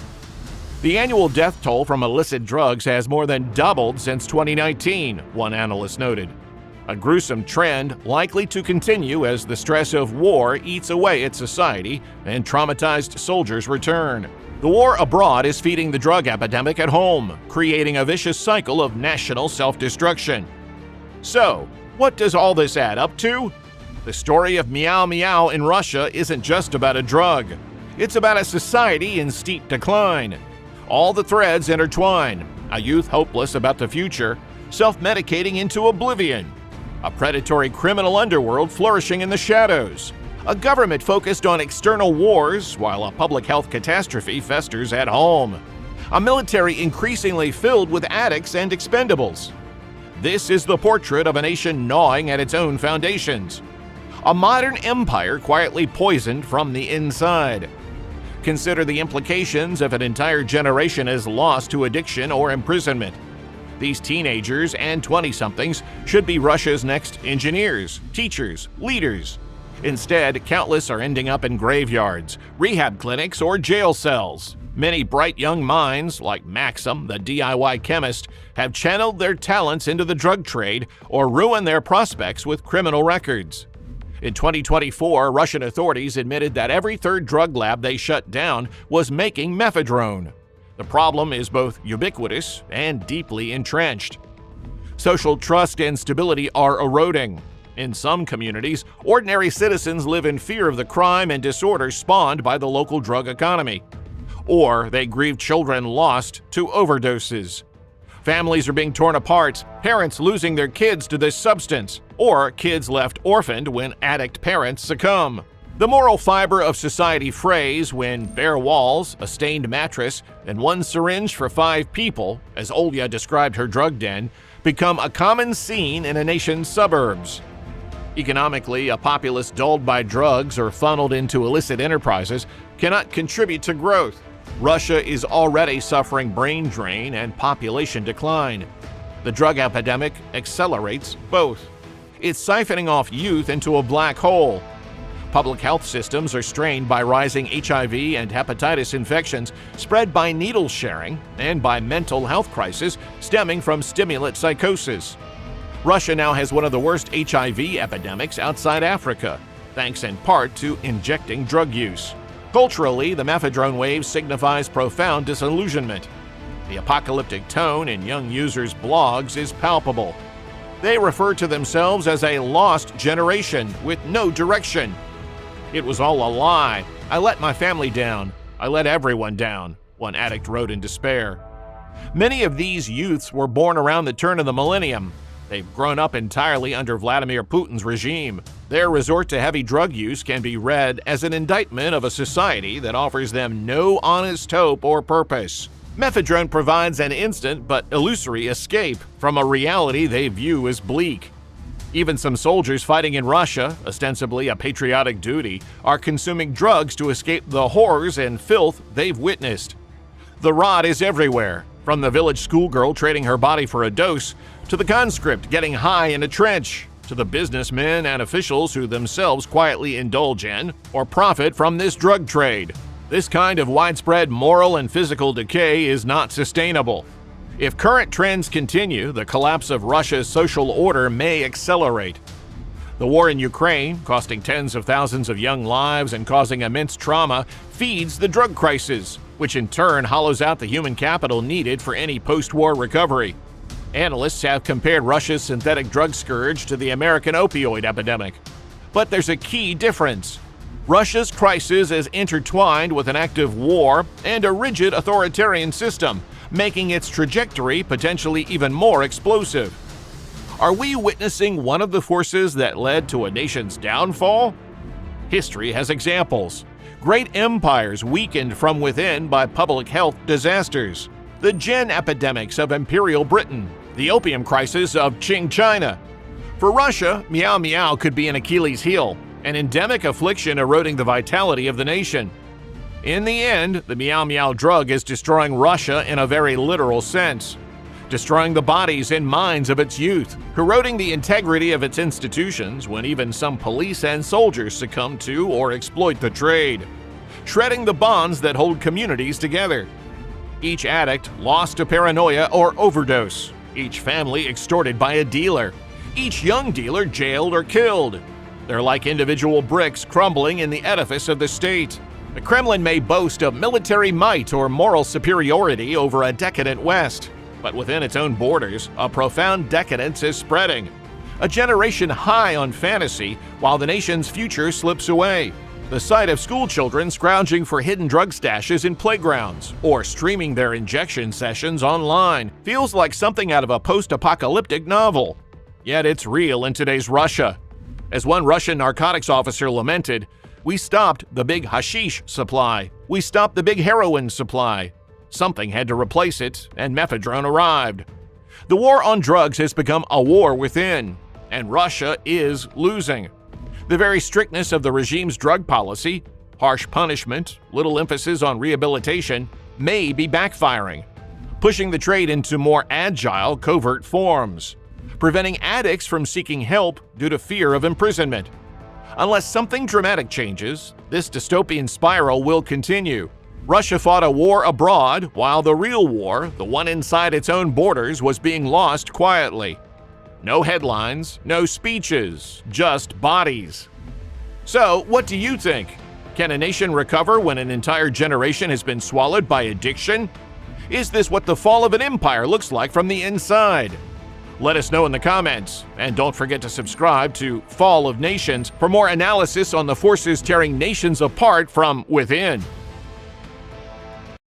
Russia is drowning, not in war, but in vodka. Between January and October 2024 alone, Russians guzzled a staggering 1.84 billion liters of alcohol, the highest volume recorded since 2017. That's enough booze to fill 736 Olympic-sized swimming pools, a grim toast to a nation spiraling towards self-destruction. And the numbers only get worse. Vodka, Russia's signature drink and its silent executioner, leads the surge. In just 10 months, Russians downed 620 million liters of the stuff. Still, wine sales hit 470 million liters, while sparkling wine consumption has jumped by an astonishing 61% since 2017. Meanwhile, the country's alcohol dependency crisis is roaring back to life, with 54,200 new alcohol use disorder diagnoses in 2022, marking a chilling reversal after a decade of decline. This is more than just a public health disaster. This is the collapse of a nation in real time. As Putin's war in Ukraine drags on, Russians are drinking themselves into oblivion, numbing the pain of a shattered economy, the terror of conscription, and the staggering loss of life on the battlefield. This is not just escapism, it's engineered self-destruction. Because in Russia, vodka was never just a drink. It has been a weapon. For centuries, Russian rulers have intentionally fueled mass alcoholism to keep their people weak, obedient, and too drunk to resist. Putin is no different. While he dreams of restoring Russia's former glory, his own population is drinking itself into extinction, dying younger, fighting weaker, and fading faster than at any point in modern history. This is Russia's real war, and it's one Putin is losing. To understand how vodka is destroying Russia today, we have to uncover how its leaders have used it for centuries, not just as a national vice, but as a tool for power, submission, and decay. For centuries, Russian rulers have used alcohol not just to profit but to pacify, turning an intoxicating drink into a lethal weapon of obedience. It all began in the 1480s, when Ivan III, the Grand Prince who laid the foundations of Russia, noticed something about his people. They drank. A lot. But instead of seeing this as a social problem, he saw an opportunity. Ivan banned peasants from producing their own alcohol and declared that only the crown could sell it. Overnight, vodka became state property, And with it, so did the people. This wasn't just a business move. It was a system of control, one that would last for centuries. The czars flooded the empire with state-owned vodka, ensuring it remained cheap enough to keep the masses perpetually drunk, but profitable enough to fill the royal treasury. Because a drunk peasant doesn't riot, he doesn't protest, he obeys. The system was so effective that when Catherine the Great wanted to reward her nobles, she didn't give them land, she gave them vodka monopolies. Selling state-approved alcohol became one of the most lucrative businesses in Russia, guaranteeing both money and submission for those in power. Then came the communists, who at first called out the system for what it was, a weapon against the people. Early Soviet propaganda even showed revolutionaries smashing vodka bottles as if breaking chains. But that didn't last. Stalin saw the value of vodka too. He opened the state distilleries, selling it cheap and branding it as the people's vodka. It was the same tool of oppression, just repackaged under a red flag. George Orwell even satirized this in Animal Farm, where the revolutionary animals destroyed liquor at first, only for their new leader to hoard it for himself. By the 1970s and 1980s, as the Soviet economy crumbled and the war in Afghanistan dragged on, vodka wasn't just a tool of control, it was a lifeline. The state relied on alcohol sales to prop up its failing economy, and the people relied on alcohol to escape their misery. The situation became so extreme that vodka bottles were manufactured without resealable caps, because in Russia, once you open a bottle, you don't stop until it's empty. And now this centuries-old blueprint is alive and well. The leaders have changed, the branding has evolved, but the core principle remains. A drunk nation is an obedient nation. Enter modern Russia. Putin may not drink like his predecessors, but he understands the power of vodka better than anyone. Instead of direct state control, he's handed the reins to oligarchs loyal to his regime. These modern vodka barons keep prices low, ensuring that in Russia's poorest, most desperate regions, alcohol remains cheaper than hope. And the results are catastrophic. The most alarming impact is seen in what demographers call the Russian cross, the point in the early 1990s when Russia's death rate surpassed its birth rate, creating a demographic crisis that continues today. Alcohol is robbing Russian men of a full decade of life. With an average lifespan of just 68 years compared to 78 for women, Russia has one of the worst gender gaps in life expectancy worldwide. And it's no mystery why. A quarter of all male deaths are alcohol-related. This gender gap is no small matter. In 2024, Russian men lived to an average age of just 68 compared to 78 for women. It's a lot less than men in countries like Japan, Switzerland, or Australia. And in some Russian regions, particularly in rural areas, male life expectancy plummets even lower, to around 60 years. This demographic disaster directly impacts Russia's military ambitions. As Russia struggles to find enough soldiers for its war in Ukraine, it faces a shrinking pool of young men. According to a 2023 study published in The Lancet, approximately 30% of deaths among Russian men of working age are directly attributable to alcohol consumption. This translates to hundreds of thousands of potential soldiers, workers, and fathers lost to vodka each year. As military analyst Pavel Felgenhauer noted in a 2023 interview with Deutsche Welle, Russia's demographic crisis fueled by alcoholism is a strategic vulnerability that affects everything from military readiness to economic productivity. Since Russia's full-scale invasion of Ukraine in February 2022, alcohol consumption has surged dramatically.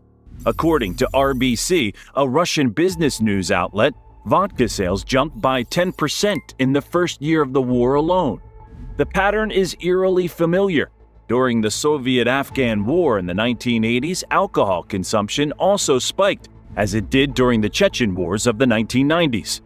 War and vodka have always been deadly companions in Russian history. Why the dramatic increase? Anxiety about loved ones being conscripted into the army, fear of speaking out against the government, economic hardships caused by Western sanctions, and the looming threat of nuclear confrontation with the West have all driven Russians to seek solace in the bottle. As Ruslan Iziev, who heads a Moscow-based addiction clinic, told the Russian newspaper Kommersant, social and economic upheavals, increased geopolitical confrontations, and sanctions have somewhat slowed progress in reducing excessive alcohol consumption. This clinical language masks a brutal reality. Russians are self-medicating against the trauma of Putin's war. Perhaps most telling are the stories coming from the front lines themselves. Reports from Ukraine indicate that many Russian soldiers fight while intoxicated.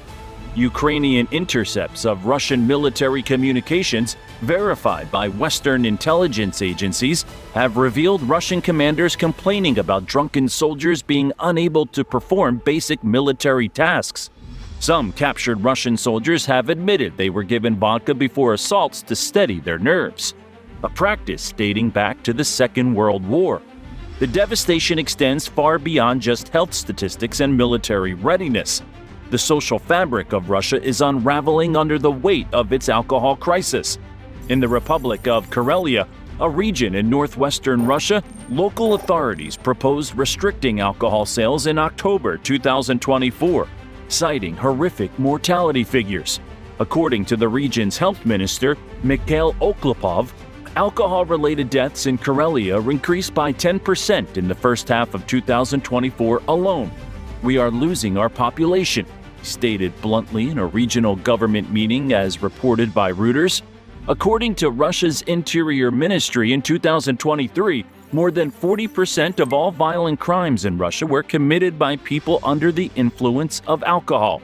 Domestic violence, already a serious problem in Russia, has worsened substantially since the war began.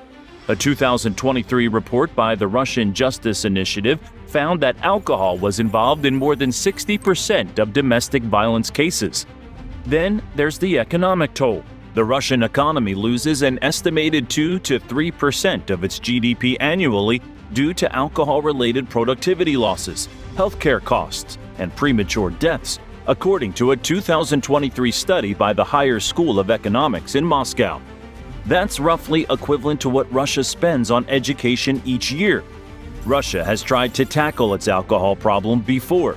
During the mid-1980s, Mikhail Gorbachev launched an anti-alcohol campaign that temporarily reduced consumption by restricting sales hours and increasing prices. The result? Alcohol-related deaths dropped and male life expectancy increased by 2 years. But the campaign was ultimately abandoned due to massive public resistance and the explosion of illegal alcohol production. Russians simply started making their own homemade liquor, known as samagon, often with deadly contaminants. The black market thrived and the state lost revenue without significantly reducing consumption in the long term. Putin initially seemed committed to reducing alcohol consumption. Between 2003 and 2017, alcohol consumption in Russia fell from a record high of 20 liters of pure alcohol equivalent per capita to just 7 liters. This was achieved through a series of measures including higher taxes, advertising restrictions, and limits on sales hours. Unlike Gorbachev's abrupt campaign, these changes were implemented gradually, and crucially, they didn't threaten the profits of Russia's powerful alcohol industry. As Dmitry Medvedev, then Prime Minister, said in 2012, "We are not prohibitionists. Our goal is not to ban alcohol, but to make consumption civilized." What's particularly striking is how Russia's approach differs from that of neighboring Finland and Sweden, countries that once had similar drinking problems. These nations implemented comprehensive strategies including high taxation, state monopolies on retail sales, limited hours of availability, and extensive public health campaigns. The result? Significant reductions in alcohol-related harm without triggering widespread illegal production. Russia could adopt similar approaches, but there's a crucial difference. The Nordic countries viewed alcohol as a public health challenge, while Russian leadership has historically viewed it as a political tool. During the 2018 FIFA World Cup in Russia, alcohol restrictions were temporarily eased to create a festive atmosphere. Immediately after the event, consumption dropped again. This demonstrated that Russia can control alcohol consumption when it wants to. The question is whether it's in the government's interest to do so. Even more telling was the Russian government's response to the COVID-19 pandemic. While most countries saw alcohol sales as non-essential businesses and restricted them during lockdowns, Russia declared alcohol stores essential businesses that would remain open even during the strictest quarantine measures. According to addiction specialist Dr. Yevgeny Bryan, who spoke with Radio Free Europe in April 2023, this sent a clear message about the government's priorities regarding alcohol availability. With Russia's government now focused entirely on the war effort, alcohol policy has fallen off the agenda. As a Russian health official told the Moscow Times in January 2024, there's no political will to address the alcohol problem right now. The focus is entirely on the special military operation and maintaining social stability. Alcohol helps keep the population compliant. The contrast with the Soviet Union's final years is striking. In the late 1980s, Gorbachev's anti-alcohol campaign was part of a broader reform effort aimed at revitalizing Soviet society. Today's Russia shows no such reformist impulse.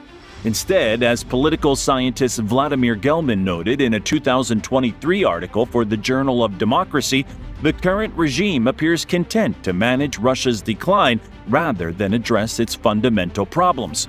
Following the collapse of the Soviet Union, Russia's alcohol industry was privatized. The former state monopoly was broken up and sold off to well-connected businessmen who would later become oligarchs. Today, Russia's alcohol industry is dominated by a small number of powerful companies with close ties to the Kremlin. Roust Corporation, owned by billionaire Roustem Tarico, controls about 13% of Russia's vodka market. Beluga Group, another major player, is run by Alexander Michetin, who has been careful to maintain good relationships with the Russian government. These companies and others like them have seen their profits soar as Russians drink more to cope with the war and economic hardship. The relationship between the alcohol industry and the Russian government is symbiotic. The industry provides significant tax revenue. About 2% of the federal budget comes from alcohol taxes. And in return, the government ensures regulatory decisions favor the industry. The vodka industry's influence extends into Russian culture as well. Despite the devastating impact of alcohol on public health, vodka continues to be celebrated in Russian media, literature, and entertainment. Popular Russian films and television shows often portray heavy drinking as a normal, even admirable aspect of Russian identity and masculinity. Attempts to challenge these cultural narratives are frequently dismissed as unpatriotic or influenced by Western values. Dr. Maria Neufeld, a researcher who studies alcohol policy in Russia, explained in a 2023 article for the journal Addiction that Russia faces a perfect storm of factors that maintain high alcohol consumption: cultural acceptance, industry influence, economic dependence, and political convenience. This perfect storm has created a situation where meaningful reform seems almost impossible.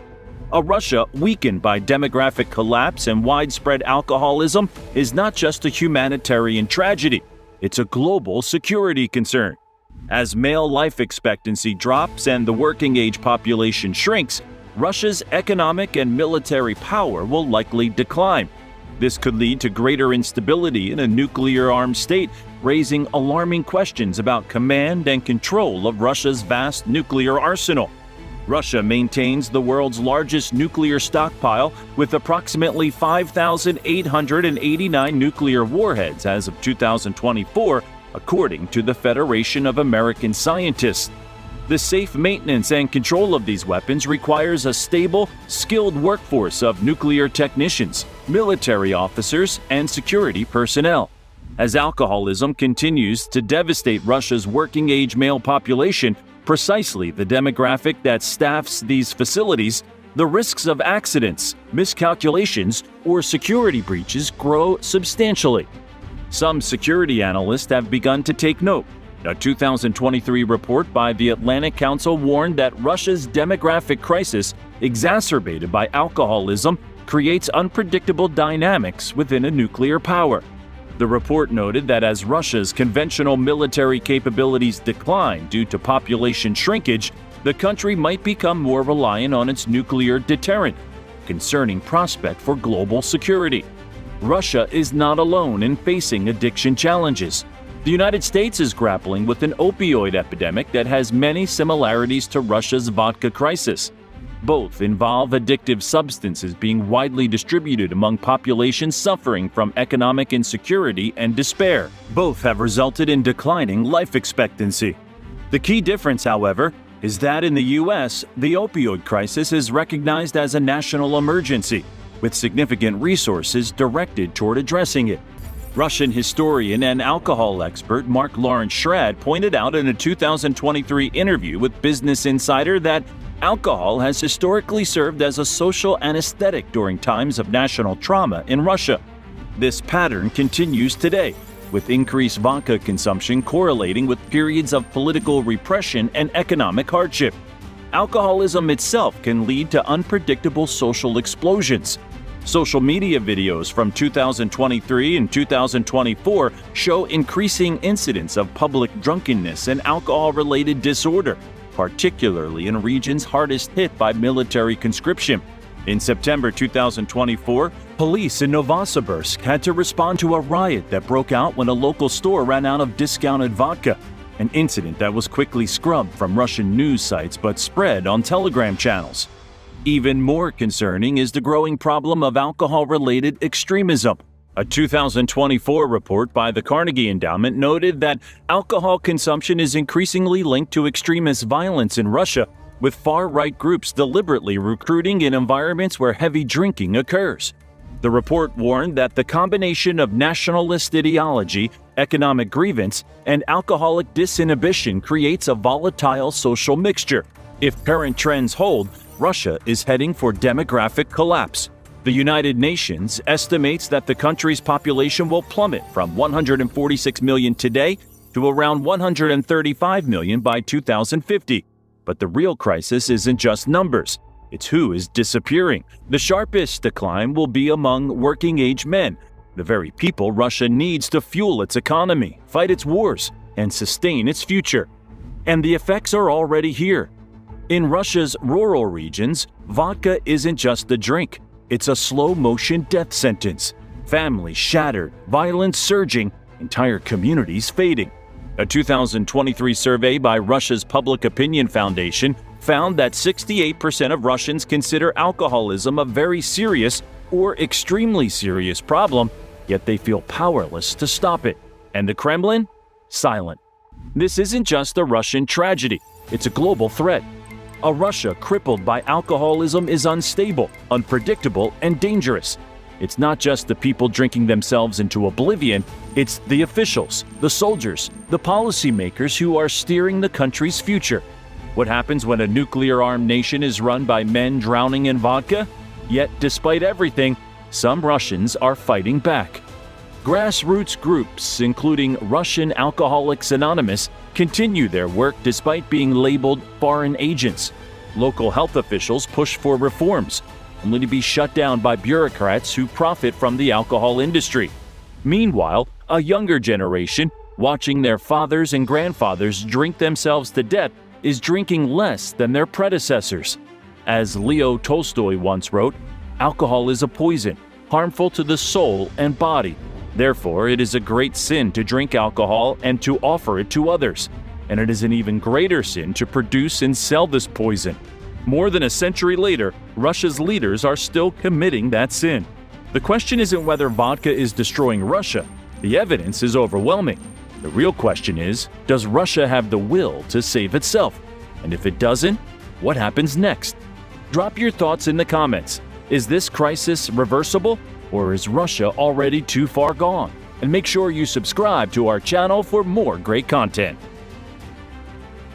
Want to know Vladimir Putin's biggest nightmare? It's not NATO expansion, it's not Western sanctions, it's not even Ukraine's fierce resistance on the battlefield. What really keeps Russia's strongman leader up at night is something far more fundamental, and in many ways more frightening than any tank or missile ever could be. Russia is running out of men. This might sound surprising, but it's not speculation. In November 2021, months before Russian tanks rolled into Ukraine, Putin himself admitted it. When asked by reporters what kept him awake at night, he didn't talk about NATO or Ukraine. He confessed that it was Russia's demographic crisis. Putin saw the writing on the wall. Without drastic changes, his country was heading for a slow, painful slide toward irrelevance. And yet, bafflingly, Putin chose to make his biggest problem even worse. Instead of tackling Russia's population decline, he launched a war that sent hundreds of thousands of young Russian men to their deaths or out of the country entirely. Why would he do this? How could he knowingly accelerate the collapse of his own nation's future? Before we get into that, let's look at the hard numbers. Right now, Russia's birth rate has fallen to 9.4 births per 1,000 people as of 2024, according to Statista. In comparison, the United States maintains a higher birth rate of around 11 births per 1,000 people, highlighting the growing demographic gap. But Russia's challenges go beyond just a low birth rate. The Kremlin is also grappling with a mass exodus of young men and catastrophic wartime casualties, which are accelerating the population decline to unprecedented levels. Take Putin's partial mobilization in 2022. The Kremlin called up 300,000 men, but the announcement sent an estimated 700,000 fleeing the country. These weren't just farmers or laborers. Many were doctors, engineers, and scientists, the very people Russia desperately needs to sustain its economy and population. The Atlantic Council reported that Dubai alone now hosts at least 700,000 Russians. That's nearly 1 million people who might have built families, started businesses, and contributed to the future of the country. But instead, they're gone. And that's not even the worst of it. The people who fled are the lucky ones. Western intelligence estimates that Russia has suffered anywhere from 315,000 to 500,000 casualties in Ukraine, killed or gravely injured. To put that into perspective,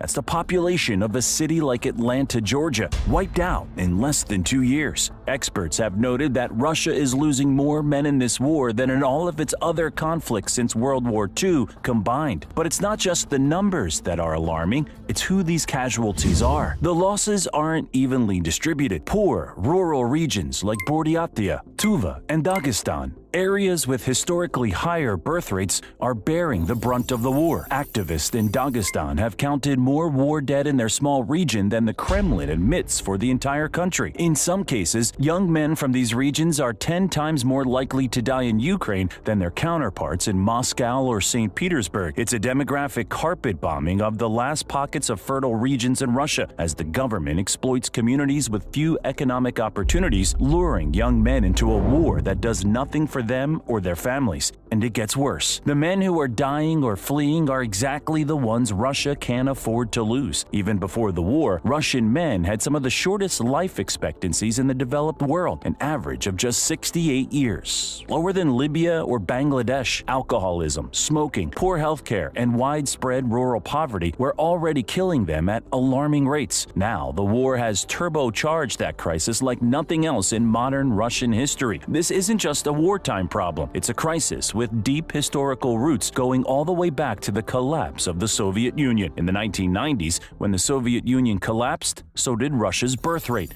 The economy was in free fall, jobs vanished, and people lost faith in the future. In times like that, starting a family felt more like a gamble than a dream. By the time Putin took power in 2000, Russia's fertility rate had plunged to a dismal 1.2 children per woman, far below the 2.1 needed to keep a population stable. And in a country with high mortality rates among working-age men, the impact was devastating. Whole generations simply weren't born in the 1990s, leaving Russia with a missing demographic, men and women in their 20s and early 30s today. Those young adults aren't around to have children of their own, creating a domino effect that's hitting Russia's population hard. Putin saw this coming. In his first major address in 2000, he warned that Russia risked becoming an enfeebled nation.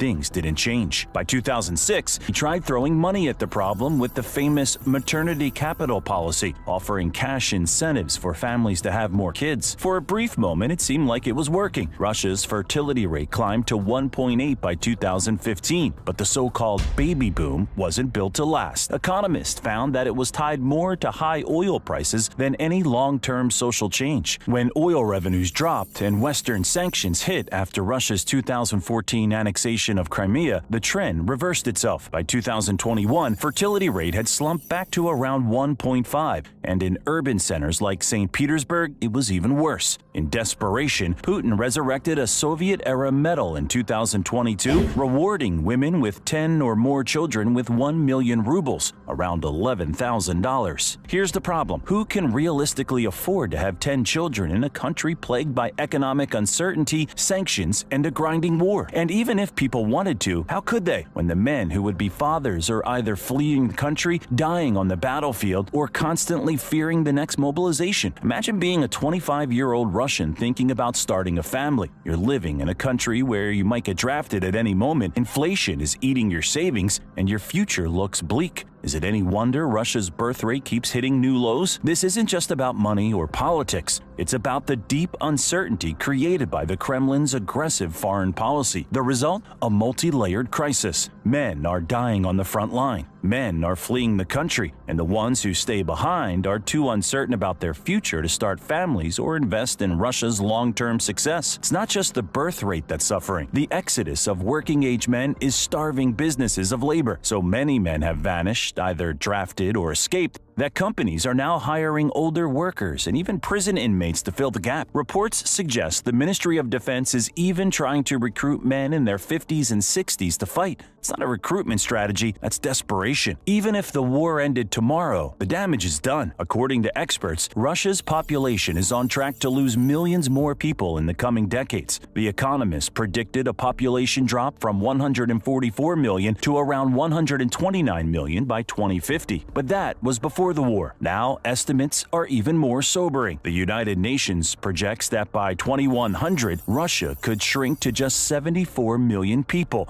barely more than half of today's population. Think about that. A country spanning 11 time zones, from NATO on its western edge to the Pacific Ocean in the east, might end up with a population smaller than Germany's, and Germany's about the size of New Mexico. How do you maintain the world's largest country with its vast territory and endless borders when you're running out of people, especially young men? This question haunts Putin. For years, he tried to Russify minority regions and boost ethnic Russians' birth rates. But ironically, the regions with historically higher birth rates, places like Chechnya, Dagestan, and Tuva, are now suffering disproportionate wartime casualties. These rural areas with few economic opportunities have become recruitment hotbeds for the military, funneling their young men into a war that benefits them the least. The fallout? Entire villages have lost their sons, fueling bitterness and resentment that could spark future unrest. Meanwhile, some experts argue that Putin saw Ukraine as a quick demographic fix. With its population of 38 million, Ukraine could have been the answer to Russia's demographic decline. If Putin's original plan had worked, strolling into Kiev in 3 days and claiming the population as Russians might have boosted his numbers overnight. But that plan failed spectacularly. Ukraine fought back with ferocity, aided by Western support, and turned the war into a drawn-out disaster. Instead of a demographic bailout, Putin got a crisis that's accelerating Russia's collapse. So the real question becomes, how does this demographic implosion make Putin more dangerous? As Russia's demographic crisis deepens, it becomes more than an economic headache. It's a political and military vulnerability. Analysts suggest Putin might lash out internationally, hoping to distract from domestic decline or annex more territory to offset his losses. It's a dangerous gamble, but for a leader facing shrinking resources and rising dissent, it might feel like his only option. An aging and shrinking population isn't just an economic headache, it's a political and military vulnerability. Rivals can exploit it, and it erodes the very foundation of Putin's power. Let's not forget forget the brain drain.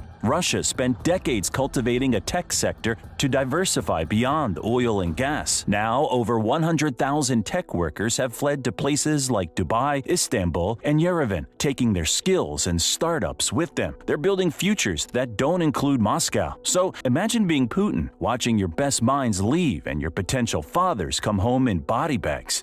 How do you respond? He's tried it all, boosting soldier wages, offering fast-track citizenship to Central Asian migrants, forcibly conscripting men from minority communities, and rolling out propaganda about it being every Russian's patriotic duty to have more kids. But none of it is working. Public trust is gone. Young couples are too scared to bring children into a country at war, and anyone with the means to leave is doing just that. Even in his attempts to restrict abortion in regions like Kursk reek of desperation. Local authorities frame having more kids as a patriotic duty, urging women to keep their pregnancies. But guilt-tripping families doesn't fix housing shortages, broken healthcare systems, or the crushing psychological toll of war. You can't legislate babies into existence when the future looks this bleak. Then there's the ethnic dimension to consider. The regions with higher birth rates, places like Dagestan and Chechnya, are predominantly Muslim or culturally distinct from the ethnic Russian majority. These regions are suffering disproportionate wartime casualties. Entire villages are losing their sons, fueling resentment that could boil over in a post-Putin era.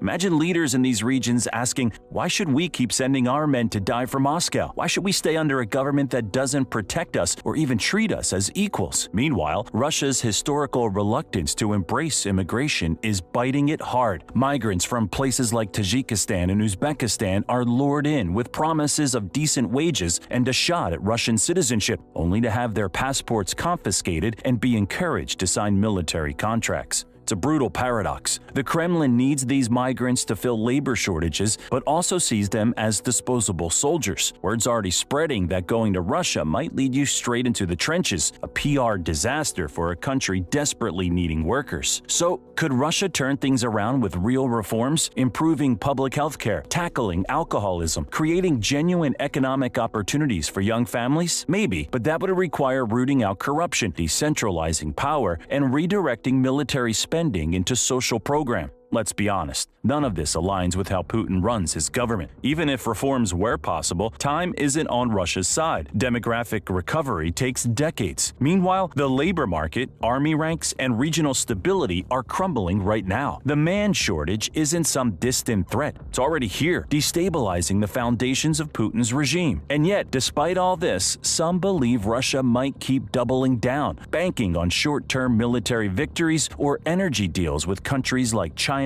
and India to offset the West's economic sanctions. But here's the real question. What does success even look like when you're bleeding your next generation dry? A shrinking, aging population can't sustain a global power indefinitely. When older generations step aside, you need younger ones to take their place, working the job, fighting the wars, and propping up the nation's backbone. Without them, cracks in the system become fractures, and fractures quickly spiral into chaos. Add enough pressure, and entire regions might decide they're better off splitting from Moscow altogether. That's why some analysts predict Russia could face fragmentation in the future, especially if a political collapse at the center ever materializes. The war in Ukraine hasn't just sped this up, it's launched Russia into a demographic freefall. Men are disappearing, pulled from the workforce, the family unit, and life itself, leaving a hole no quick policy can fill. Putin's short-term fixes, like offering 1 million rubles to women who have 10 children, feel more like PR stunts than realistic solutions. What Russia truly needs is stability, an economy free of sanctions, a government that inspires trust, and a future where young people don't live in constant fear of being shipped to the front line. But how do you build that when the Kremlin's policies do the exact opposite? And here's the darker truth. Things might only get worse. Experts fear that as Putin digs in on his disastrous war, he'll turn to more drastic measures to feed his war machine. Expanding mobilization could trigger yet another wave of young men fleeing for the borders. Every draft call tightens the noose,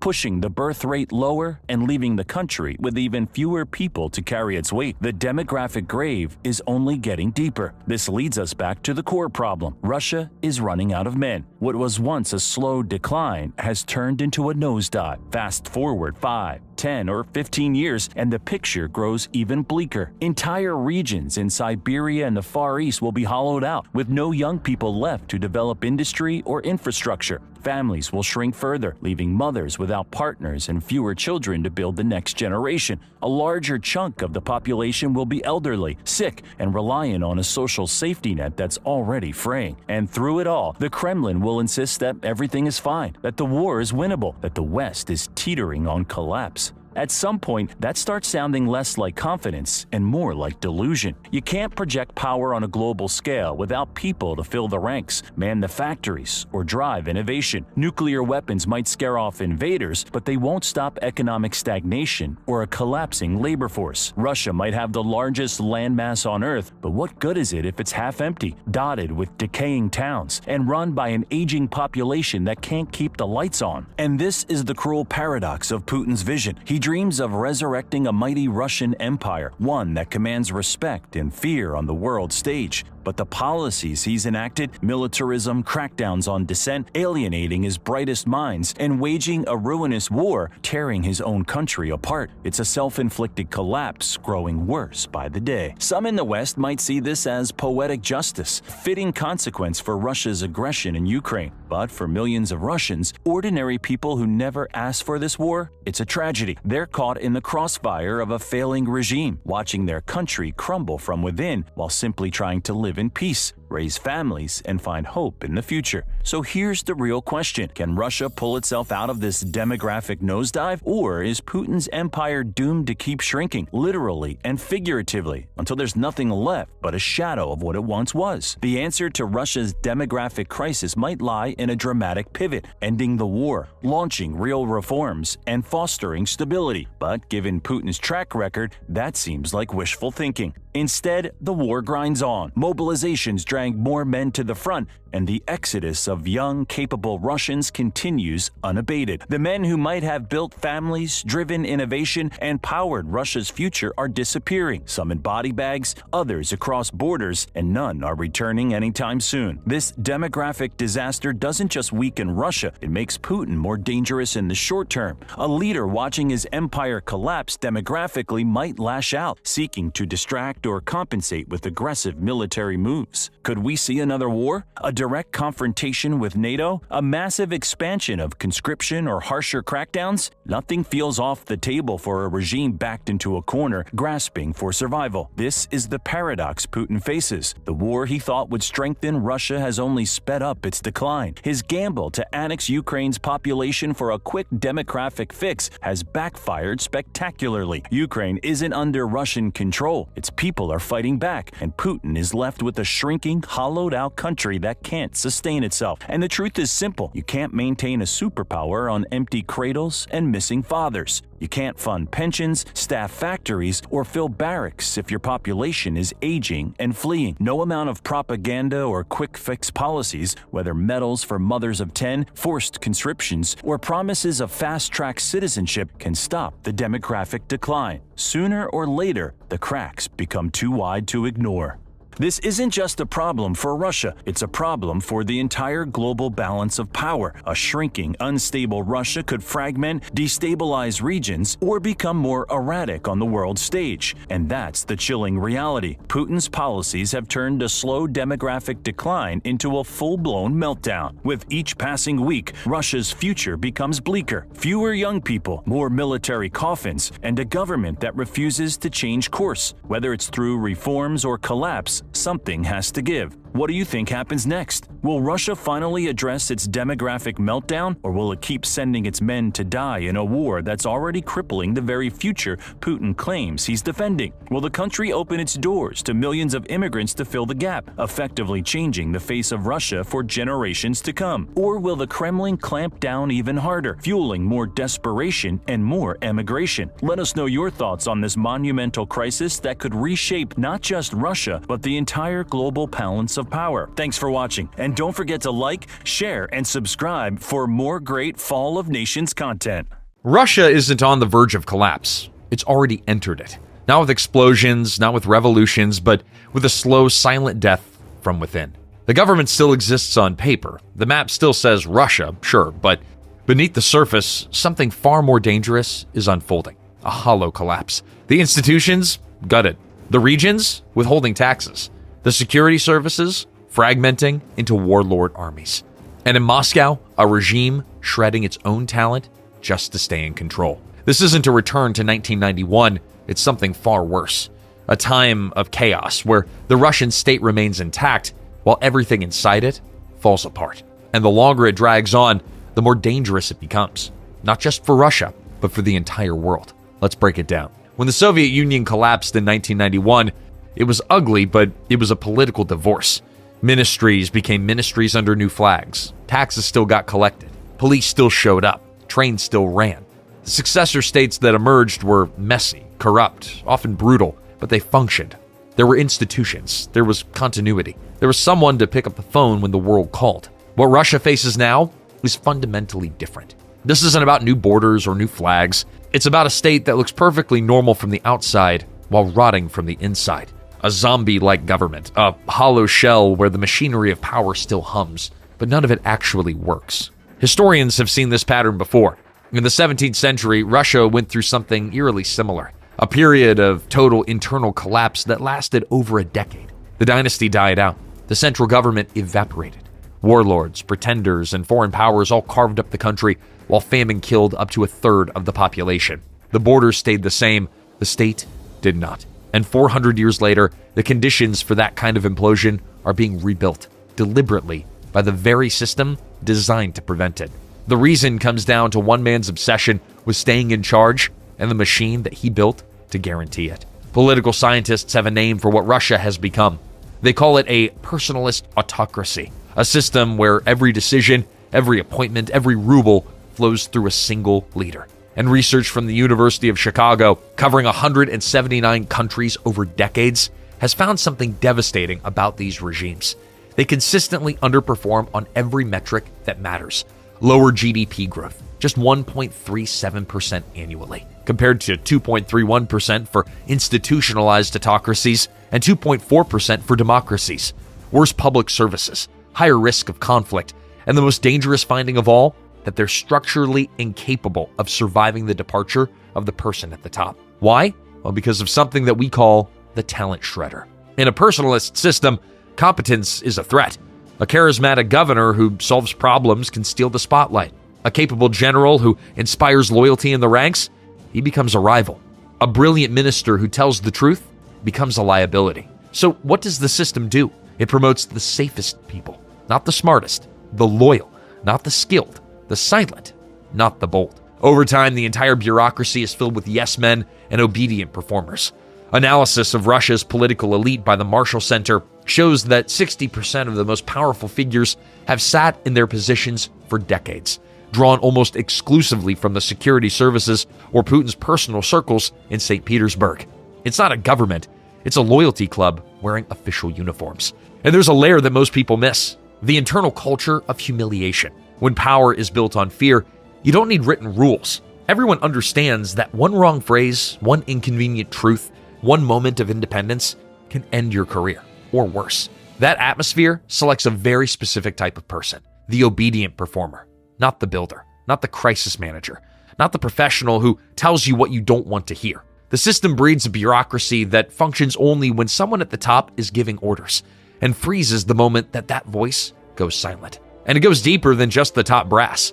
A Cambridge University study analyzed over 100,000 mayoral candidates across Russia and found that independent, highly educated challengers are systematically rejected by local election commissions. Candidates with prior governing experience, private sector wealth, or autonomous credibility, they get filtered out before they can even run. The system doesn't just ignore talent. It actively hunts it down and removes it from the playing field. The result? Regions across the country are now governed by so-called Varangian officials. Bureaucrats parachuted in from Moscow with zero connection to the people that they rule. They don't answer to their citizens. They answer to Kremlin-designed key performance indicators. And the moment the center stops giving orders, well, these officials will be the first ones on a plane out of the country. They have no local base, no loyalty, no reason to stay when the music stops. Now think about what that means. Every capable administrator has been purged. Every independent thinker has been silenced or exiled. The people left running the country are the ones least equipped to manage a crisis. And that crisis, well, it's already at the door. But gutting the talent pool is only half the story. Because when the money stops flowing, that's when the real nightmare begins. Russia's entire federal system runs on a single principle. Moscow pays, Moscow controls. The federal transfer system redistributes about 26% of the country's fiscal resources, keeping poor regions alive with subsidies while skimming revenue from richer ones. In places like Dagestan or Tuva, federal transfers account for roughly 2/3 of all revenue. These regions don't just depend on Moscow, they can't breathe without it. That dependency was engineered on purpose. It's a leash. As long as the money flows, governors behave. But the moment Moscow can't pay, the leash snaps. And Moscow is running out of money faster than anyone expected. Russia's consolidated budget deficit hit nearly 4% of GDP in 2025, the worst since the full-scale invasion began. Oil and gas revenues plunged 24% to a 5-year low. The federal deficit alone reached 5.65 trillion rubles, the largest since at least 1996. Total government spending surged to nearly 43 trillion rubles, while the National Wealth Fund, the country's emergency reserves, is being drained so fast that analysts at the Gaidar Institute warn that it might be depleted by late 2026. Russia's public debt is projected to hit 20% of GDP, the highest since 1999.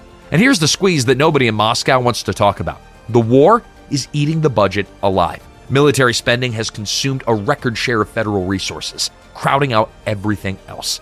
Federal transfers to the regions have been cut now for 2 consecutive years. Regional governments are now shouldering an ever-growing share of war costs, sign-on bonuses for soldiers, compensation for casualties, reconstruction of border areas hit by Ukrainian drone strikes. Some regions have already started cutting those bonuses because they simply can't afford them anymore. The money is running out at every level of government simultaneously. Now here's where it gets dangerous. We've already seen what happens when Moscow stops paying. In 1998, when the Russian government defaulted on its debt and the ruble collapsed, regional governors didn't wait for instructions. They withheld taxes, they prioritized their own populations, meaning food, salaries, local services, and simply ignored federal directives. And they were rewarded for it politically. Voters loved a governor who kept the lights on while Moscow burned. You don't need a political movement for this to happen. You don't need ideology. You just need empty fridges and unpaid police. In 1998, coal miners in Vorkuta and Kuzbas went months without wages and escalated into the famous rail war, blocking key railway lines to force payment. That was a small-scale preview.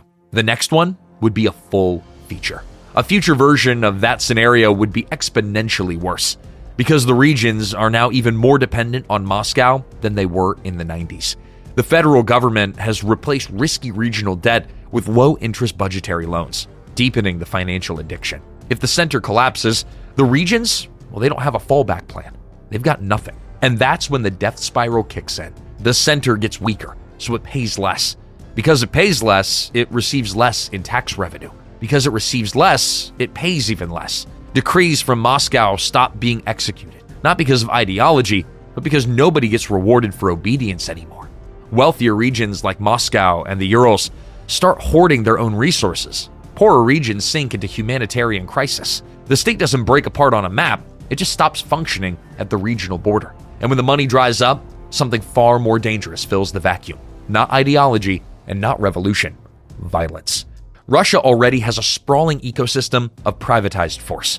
Private military companies, corporate security firms, licensed and unlicensed enforcers, former special forces operators working as fixers and muscle for hire. Now, in normal times, this shadow army sits beneath the state. But when the state can no longer guarantee safety, contracts, or property rights, well, these groups don't disappear. They just change their employer. Private military companies are technically illegal under Article 359 of the Russian Criminal Code, punishable by up to 8 years in prison. But the Kremlin has quietly encouraged their growth for years, using them as deniable proxies everywhere from Syria to sub-Saharan Africa.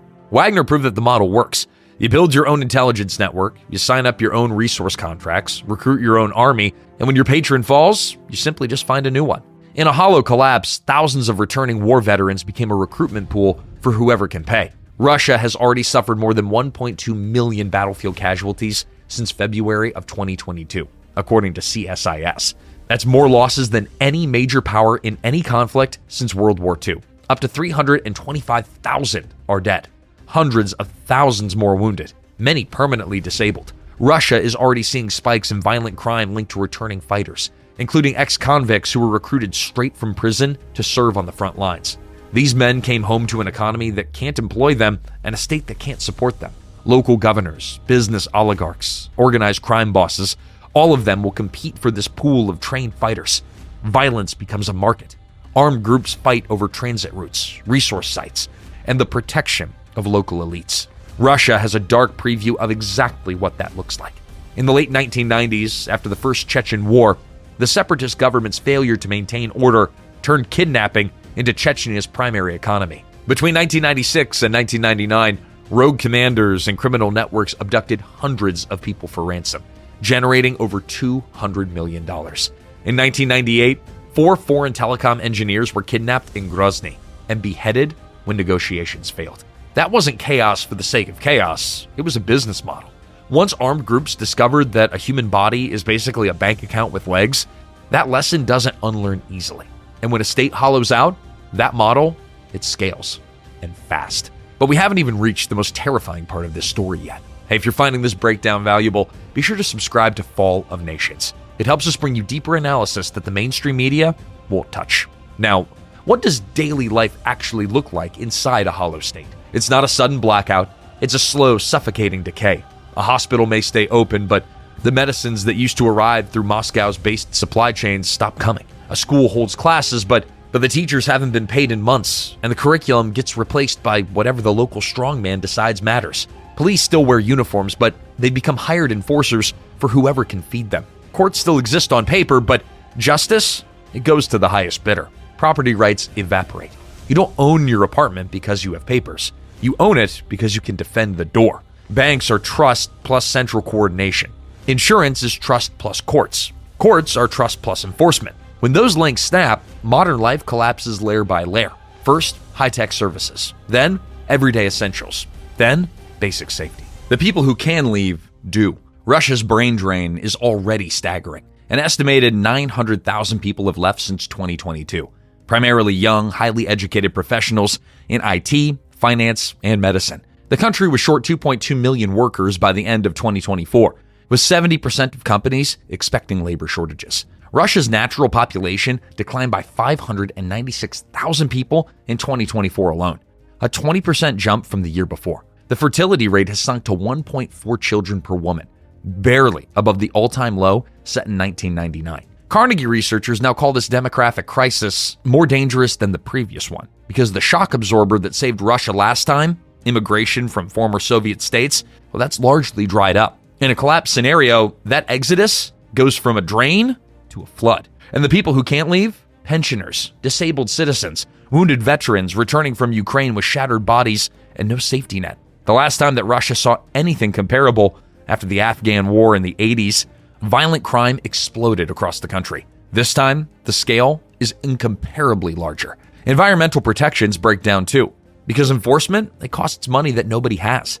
Illegal logging, industrial dumping, and neglected infrastructure disasters multiply. The complex systems that hold modern civilization together, energy grids, water treatment, transportation networks, they all start failing one by one. But none of that is the true nightmare scenario. The real horror is the nuclear arsenal. Russia possesses the world's largest stockpile of nuclear weapons. When the Soviet Union collapsed, the Non-Lugar Cooperative Threat Reduction Program managed the risk posed by 30,000 warheads and 40,000 metric tons of chemical agents. Over 2 decades, it deactivated 7,616 warheads. It destroyed 926 ICBMs, eliminated 155 strategic bombers, and employed 58,000 weapon scientists in peaceful work. But that program worked because there was a functioning central government in Moscow to partner with. But in a hollow collapse, that partner doesn't exist.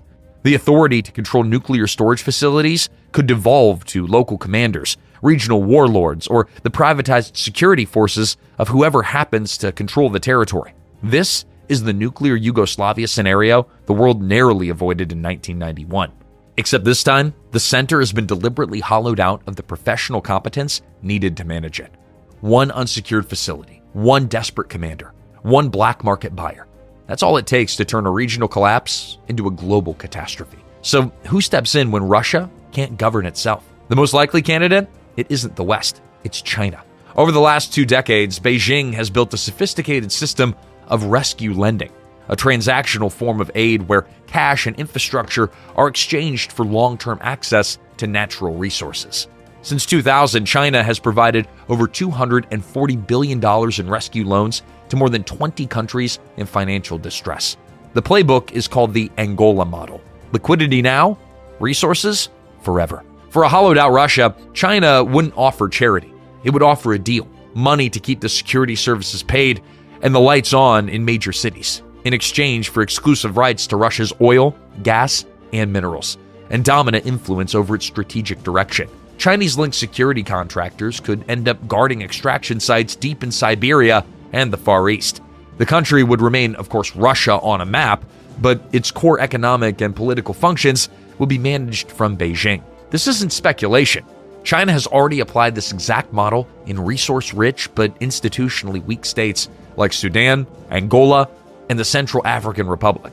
The loans are opaque, the interest rates, they're steep, and the strings attached don't come off. For Russia, the result would be a new form of dependency, trading one kind of collapse for another kind of captivity. Not a rescue, but a quiet colonization dressed up as partnership. And the West? Well, the West has its own trap. Western policymakers love dealing with one strong man because it feels efficient. You have one phone call, one handshake, one deal. But that approach is a bit poisonous here. If outsiders help by empowering a single local boss, well, they may stabilize the surface, but they also rebuild the exact same personalist structure that caused the collapse. It's like putting the same cracked bolt back into the same wheel and acting surprised when it snaps again. The 1990s proved this. The West bet everything on Yeltsin as its reliable partner to secure the nuclear arsenal and manage the transition. Well, that bet, it produced Putin. So if backing a new czar won't work, what actually would? Real reconstruction means dismantling the personalist machine at its foundation. Not choosing a better leader, but building a system that doesn't need one. Georgia showed that it's possible. In 2004, after years of endemic corruption so deep that traffic cops were the primary extortion force in the country, the Georgian government fired 83% of its police officers outside the capital. It purged the old leadership entirely and rebuilt the force from scratch. Proper training, recorded interactions, and salaries high enough to discourage bribery. Public trust in police went from near zero to one of the highest in the former Soviet space within a few years. It wasn't perfect, but it proved that a rotten security apparatus can be rebuilt if you have the will to tear it down first. And for long-term stability, Russia would need something even more radical. Genuine integration with Europe at a human level. That sounds impossible today. It once sounded impossible for France and Germany too, after centuries of bloodshed and mutual hatred. But the 1963 Élysée Treaty built a framework that went far beyond diplomats. Student exchanges, town twinning, shared commemorations, youth programs that have since involved millions of young people. That's how hostility fades. Not because everyone becomes friends overnight, but because hatred, it stops being the default language. Russia would need all of it. Real checks and balances that actually bite. Genuine fiscal autonomy for regions so the all-or-nothing stakes of the center disappear. Humanities education to counter decades of cynical propaganda. And an independent judiciary that serves citizens rather than power. A parliamentary system that forces coalition building rather than one-man rule. And economic diversification. Because a country that lives off one revenue stream hands whoever controls that stream control over the entire political system. Multiple centers of income mean multiple centers of power, and that's the best insurance against the next strongman. None of this is easy. Most of it would take a generation, but the alternative is a cycle that Russia has been repeating for 400 years. Centralize, hollow out, collapse, repeat. Every time the destruction gets worse, and every time the recovery takes longer. Because here's the core warning of this entire story. A failed state is more dangerous than a divided one. Russia's worst-case scenario isn't a clean breakup with new flags and new borders. It's a country that looks whole on the map but functions like a graveyard, where institutions exist in name only. Violence replaces law. Nuclear weapons sit in facilities that no one competent is guarding. And the center holds nothing together except habit and fear. This isn't a war story. This isn't a sanctions story. This is a story of what happens when one man builds an entire country around himself. and the country discovers too late that there's nothing underneath. And that collapse, it isn't coming, it's already here. So what do you think? Is Russia past the point of no return, or is there still a window to stop this spiral before it swallows everything? Drop your take in the comments, and look, if you want more in-depth collapse analysis that the mainstream won't cover, subscribe to Fall of Nations, and we'll see you in the next one. Russia survives on death. That's not a metaphor, it's the system. Every war, every purge, every lost generation. Russia doesn't mourn its dead, it glorifies them. And now, that ancient instinct is being pushed to its breaking point. Thousands of soldiers are dying in Ukraine, and no one dares ask why. Mothers are told to be proud. Children are taught to sacrifice. Entire towns are vanishing from the map, and the government calls it patriotism. But beneath the propaganda, the silence is cracking. Because when a country teaches people that their suffering is noble, there's only so long they'll believe it. This is the dark morality holding Russia together, and it's the same twisted code that could soon bring it crashing down. Let's start with numbers that should shock the world. 899 Russian soldiers are dying every single day. That's not propaganda, that's according to UK intelligence assessments from May 2024. 899 fathers, sons, brothers gone. Every single day. That's more than a full commercial airliner crashing daily with no survivors. By late 2023, Russia had suffered over 400,000 casualties in Ukraine, killed or wounded. That's the population of Tampa, just gone. And the way they're dying? It's medieval. Human wave tactics, the same strategy Stalin used in World War II, in Bakhmut, Wagner mercenaries sent waves of prison conscripts into Ukraine machine gun fire. Hundreds died daily. Ukrainian soldiers described it as surreal. Waves of men running straight into defensive positions. When one wave was cut down, another would come. Meet Sergeant Dmitry, high school teacher from a small Siberian town. 2 kids, love fishing. September 2022, Putin announces mobilization. Dmitry gets his draft notice at school. He has 24 hours to report. His wife begs him to flee. He's too scared. Fleeing means becoming a criminal. So he reports. 3 weeks later, he's in eastern Ukraine, 1 week of training with malfunctioning rifles. His unit is ordered to assault a fortified Ukrainian position. No artillery prep, no air support. Dmitry dies on his 4th day at the front from a drone drop grenade. His mother receives a medal in the mail 6 weeks later and a letter telling her to be proud of her hero. They misspelled his name. No funeral with a body, just a closed casket with sandbags. Dmitry's story isn't unique, it's the norm. Across Russia, families receive these letters, these medals. Mothers are paraded on state TV, crying about how proud they are. Off camera, they're asking where their sons are buried. No one will tell them. No mass protests, no riots, no revolution, just silence. So how the hell is this sustainable? The answer lies in something most outsiders can't comprehend. A moral code refined over centuries, one built on bones. In the West, we're taught that the individual matters. Governments exist to serve people. Every life has value. The Renaissance put human dignity at the center. The Enlightenment gave us rights.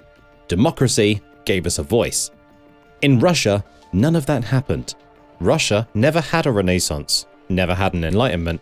The state isn't there to serve you, you're there to serve the state. And if the state needs you to die, you die, no questions. There's an old Russian proverb, beat your own so others will fear you. The government brutalizes its own people to send a message to enemies. Another saying, first guns and then bread. Military power comes first, always. Food, healthcare, education, those come after the motherland is secure, and the motherland is never secure. A Russian analyst named Ekaterina Ponomareva explained it in 2015. In Russia, the state is the chief for its citizens. It is sacred since the collapse of the state means the collapse of the country. She continued, a human's life is worth miserably little. The main success for the country is not a decent life for you and prospects for your children, but the military might of the country. Read that again. A person's life is worth miserably little. You're not a citizen with rights, you're a resource, a replacement part. The Orthodox Church reinforced this for centuries. The Tsar ruled by divine right. To question him was to question God. Obey, suffer, sacrifice. The Soviets kept the structure. The party replaced the church. The general secretary replaced the Tsar. But the message stayed the same: sacrifice for the collective or face the gulag. Putin's doing it now: die for the motherland or be branded a traitor. This isn't philosophy, it's operational. It's how Russia functions today. Just wait until you see how this played out. 1703, Tsar Peter the Great stands on a frozen swamp at the edge of the Baltic Sea. It's May, still freezing, wind cutting like knives. He looks at the wasteland and declares, "Here we will build a great city." St. Petersburg, Russia's window to Europe, Peter's grand vision. Just one problem: it was a death trap. Frozen marshland, disease-ridden, uninhabitable. Peter didn't care. He conscripted tens of thousands of peasants, serfs, convicts, prisoners of war, forced them to build his city with their bare hands. They worked knee-deep in freezing mud and ice. No proper tools, no shelter, barely any food, and they died in droves. Disease swept through the work camps, exposure killed hundreds in the brutal winters, exhaustion took the rest. Historians estimate 30,000 to 100,000 dead building this single city. And here's the darkest detail of all. The ground was so unstable, so marshy, they needed fill material to build on. So they used bodies. The corpses of dead workers were thrown into foundations. St. Petersburg is literally built on bones. The city earned that nickname honestly. But Peter got his city, his window to Europe. The lives lost? A footnote. The cost of greatness. Fast forward to 1812, Napoleon Bonaparte invades Russia with the largest army Europe has ever seen. About 600,000 men. Russia had a secret weapon: its willingness to suffer. The Russian army retreated, burned everything. Russian peasants were ordered to torch their own villages, crops, homes. Families watched centuries of their ancestors' work go up in flames. Why? To deny Napoleon's army food and shelter. Scorched earth. They turned Western Russia into a wasteland. Then came the Battle of Borodino, September 7th, 1812. The two armies collided in one of history's bloodiest battles. They pounded each other with artillery and musket fire for 12 hours straight. When night fell, 70,000 men were dead or wounded. The battlefield was a carpet of corpses. The Russian army didn't surrender. The Russians abandoned it, then burned it to the ground. Napoleon occupied a city of ashes. No food, no supplies, winter approaching. By the time the French staggered back out of Russia, only about 30,000 of Napoleon's original 500,000 men made it back alive. On the Russian side, estimates range from 200,000 to 400,000 military dead, plus hundreds of thousands of civilians. Nearly 1 million people dead. But Russia won, the state survived, and the peasants who burned their homes? No compensation, no help. Just the knowledge that they suffered for Mother Russia. World War I, 1914 to 1917, Tsar Nicholas II mobilizes 12 million soldiers, the largest army in the world. Most are illiterate peasants with no training. Many don't even have boots. They're sent to face industrialized German warfare, machine guns, artillery, barbed wire, poison gas. Russian commanders respond with human wave tactics, send masses of infantry charging straight into German defenses. The logic? Russia has more men than Germany. Eventually, Germany runs out of bullets. The results are apocalyptic. In 1915, entire Russian armies are encircled and destroyed. Hundreds of thousands surrender. Desperate commanders keep ordering attacks, keep sending waves into certain death. By 1917, Russia had suffered over 5.5 million military casualties, plus millions of civilians. The strain becomes unbearable. The Tsar falls, the empire collapses, revolution erupts. But the cycle of sacrifice doesn't end. If anything, it accelerates. Enter Joseph Stalin. 1930s, Stalin forces collectivization. Peasants resist, he responds with mass starvation. The Holodomor famine in Ukraine kills at least 5 million. Entire villages wiped out. This wasn't an accident, this was policy. Stalin confiscated grain while people starved. Then the Great Purge, 1936 to 1938. Show trials, mass executions, the Gulag swallowing millions. Party members, military officers, intellectuals, ordinary citizens, most were innocent, but it didn't matter. Between 1930 and 1950, Stalin's regime killed an estimated 20 million Soviet citizens, through executions, through gulags, and through man-made famines. And yet, the Soviet Union grew stronger, industrialized, became a superpower, because the sacrifices kept coming, and you still haven't heard the worst part. World War II, June 1941, Hitler invades. Operation Barbarossa, the largest military invasion in human history. Stalin issues Order No. 227, not one step back. Retreat is treason. Soldiers who fall back are shot by their own blocking detachments. At Kiev, over 600,000 Soviet soldiers captured in a single encirclement. The siege of Leningrad lasts 872 days. 1 million citizens starve rather than surrender. Stalin creates penal battalions. Convicts and political prisoners are sent on suicide missions, clearing minefields by walking across them. Human minesweepers. The Battle of Stalingrad turns into a months-long meat grinder. Over 1 million Soviet casualties in that single city. But they won. By May 1945, the Soviet flag flies over Berlin. Nazi Germany is destroyed. But the cost? 27 million Soviet dead. Some historians say 40 million.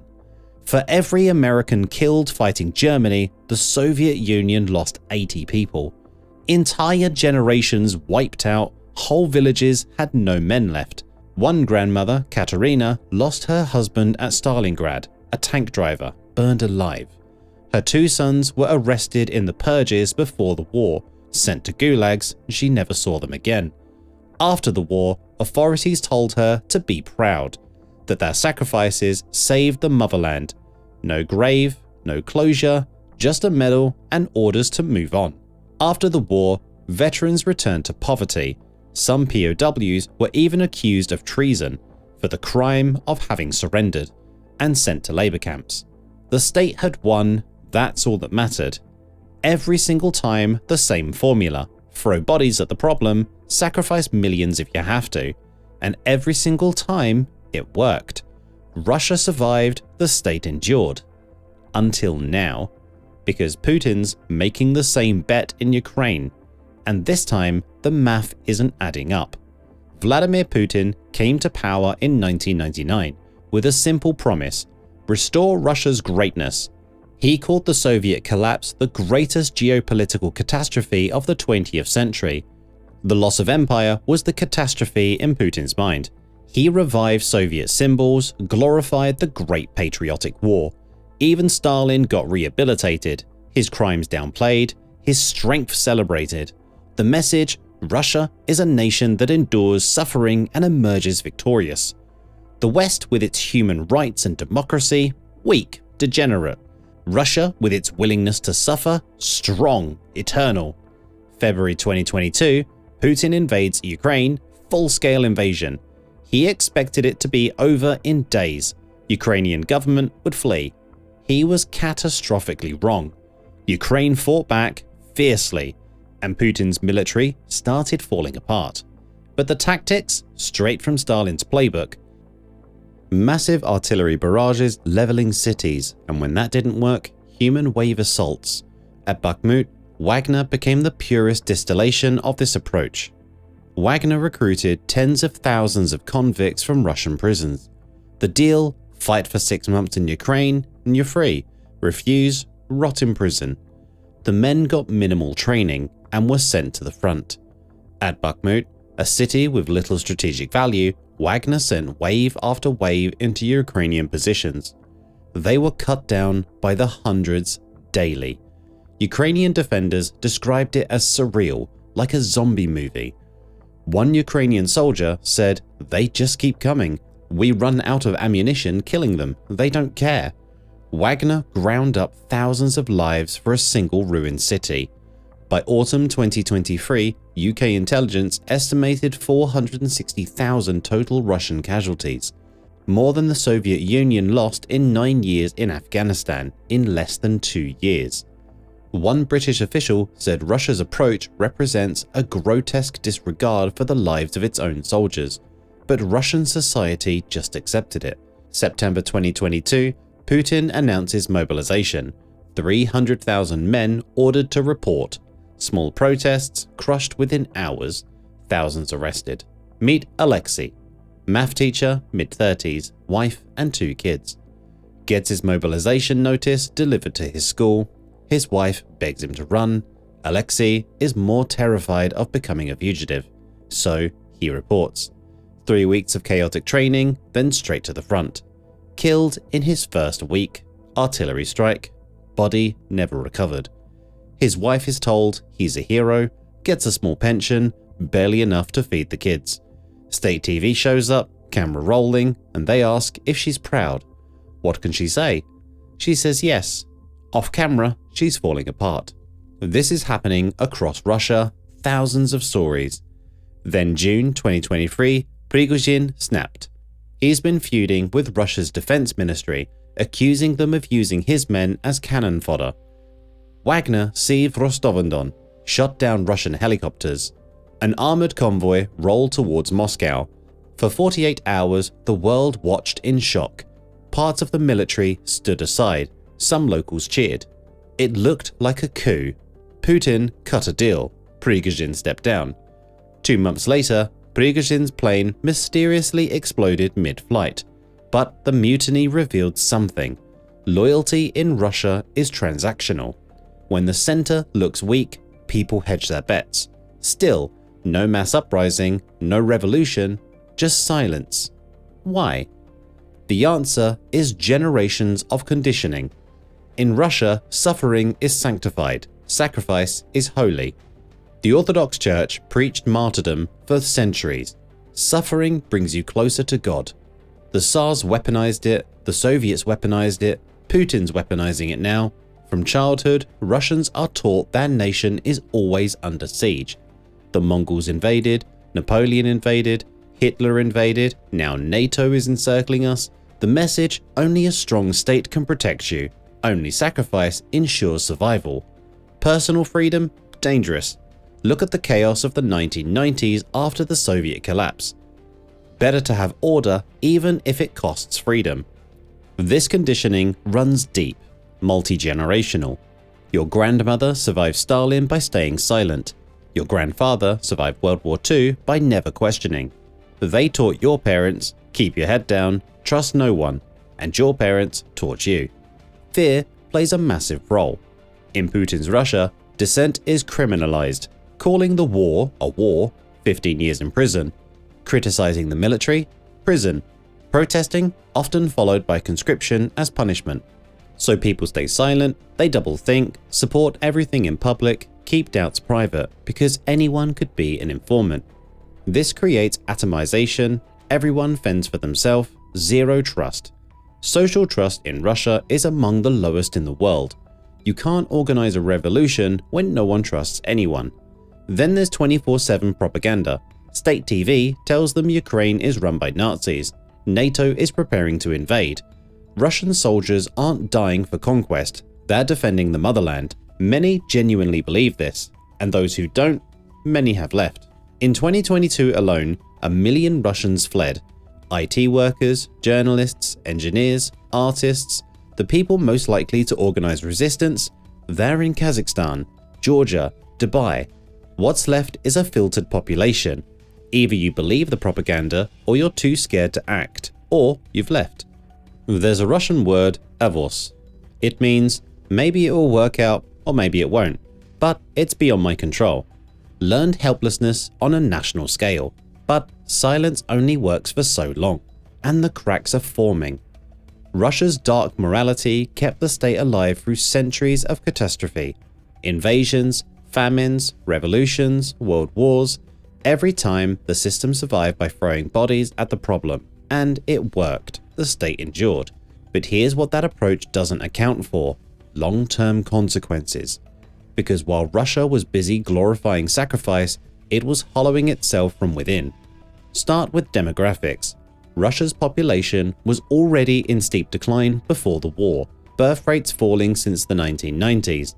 Life expectancy for men, 68 years, comparable to some developing nations. Why? Alcoholism, poor healthcare, a culture that doesn't prioritize individual well-being. Then came Ukraine. Hundreds of thousands of young men killed or wounded, the most fertile generation. These aren't just soldiers, they're potential fathers, workers, taxpayers, and they're gone. Add the brain drain, over 1 million fled in 2022 alone, mostly young, educated professionals. IT workers building Russia's tech sector in Georgia now, journalists in exile, scientists working in Western universities. That's not coming back. Russia's population could lose 10 to 15 million by 2050. Catastrophic for any economy. You can't build a superpower with a shrinking, aging population. Then the economy. On the surface, the Kremlin claims everything is fine. Underneath, rotting foundations. Western sanctions cut Russia off from critical technologies. No more advanced semiconductors, no aerospace components. Industries that depend on Western parts are scrambling or shutting down.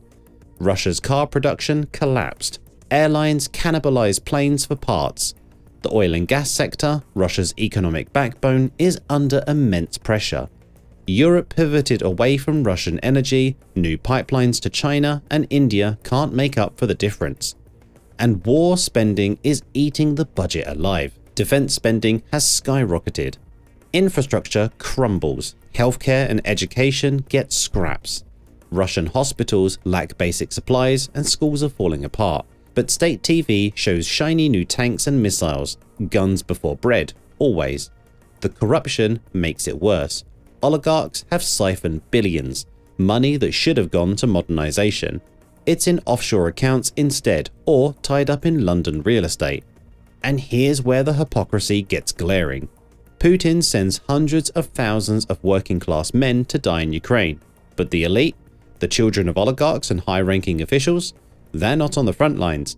They're in Dubai, in Switzerland, in private schools in the West, posting Instagram photos from luxury resorts while conscripts die in trenches. Russians notice this. They may not say it out loud, but they notice.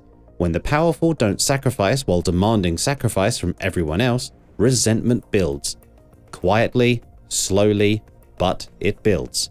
Then there's the military itself. Ukraine was supposed to prove Russia's power, to show the world the bear still had claws. Instead, it exposed rot at every level. Tanks breaking down because of poor maintenance, artillery shells that don't explode, communication systems that don't work. Corruption had hollowed out the defense budget. Generals pocketing money meant for training and equipment. Conscripts arrived at the front with gear from the 1970s. Some didn't even have proper boots. And the tactics? Brutal, stupid, and wasteful. Commanders sending men on suicide missions because they have no better ideas. Ukrainian defenders describe Russian assaults as chaotic, poorly coordinated, relying purely on overwhelming numbers, which works until the numbers run out. Reports abound of low morale, conscripts fleeing, units refusing orders, soldiers posting videos online complaining they're treated as meat by their commanders. This isn't a proud, disciplined force, this is a demoralized army held together by fear. Prigozhin's mutiny revealed something crucial. Loyalty in this system is transactional. People follow Putin because he's strong, because he controls resources, not because they love him, not because they believe in his mission. When Prigozhin marched on Moscow, parts of the military just stood aside, waited to see who'd win. That should terrify the Kremlin. It means the moment Putin looks weak, truly weak, the system could fragment. Regions could try to break away. Oligarchs could turn on each other. Russia's held together by fear and Putin's personal authority. When that cracks, chaos follows. Here's the paradox. Russia's capacity to endure suffering is also its fatal weakness. That same capacity destroyed trust, obliterated social cohesion, drove away talent. It allowed corruption to flourish unchecked, created a military that's more facade than force. A society that devalues individual life can't compete in the modern world. You can't innovate when dissent is punished. You can't build an economy when talent flees. Russia is a nation built on bones, and it's running out of bodies to throw into the grinder. Every day the war drags on, the foundations crack a little more. The demographic decline accelerates, the economic strains, the resentment builds, and when it falls, it's going to be catastrophic. The dark morality that saved Russia 100 times is about to kill it. This isn't about NATO defeating Russia or sanctions crushing the economy. This is about a system consuming itself. Russia's fall will be self-inflicted. The rot is internal. A government that treats people as fuel for the state can't survive forever. Eventually, you run out of fuel. The question isn't if Russia breaks, it's when, and how violently. History suggests it'll be sudden, just like 1917 when the Tsar fell centuries of seeming invincible. Just like 1991 when the Soviet Union dissolved almost peacefully because no one believed anymore. Years of silent suffering, then a collapse so fast it shook the world. Because systems built on fear inspire resentment, not loyalty. And when fear breaks, the resentment explodes. Russia's strength, its capacity for suffering, has been its defining feature for centuries, but it's also the anchor dragging it into the abyss. Every generation has paid in blood for the state's survival, but there's a limit, and even Russia has a limit. The bodies are piling up in Ukraine, the silence is cracking at home. The demographic collapse is accelerating, and the breaking point? It's closer than anyone thinks. A nation that glorifies death will be buried under the weight of its own sacrifice. Russia survives on death, but death is catching up.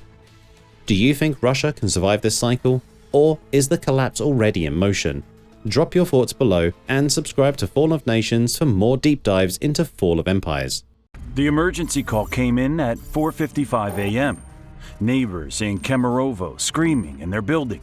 Someone was getting hurt in one of the apartments. They could hear a woman screaming through the door, describing it as a slaughterhouse. They dialed 112. No answer. Called again? Still nothing. For 3 hours, these Russian citizens called for help. 3 hours of terror. 3 hours of waiting for police who would never come. By the time officers finally arrived, it was too late.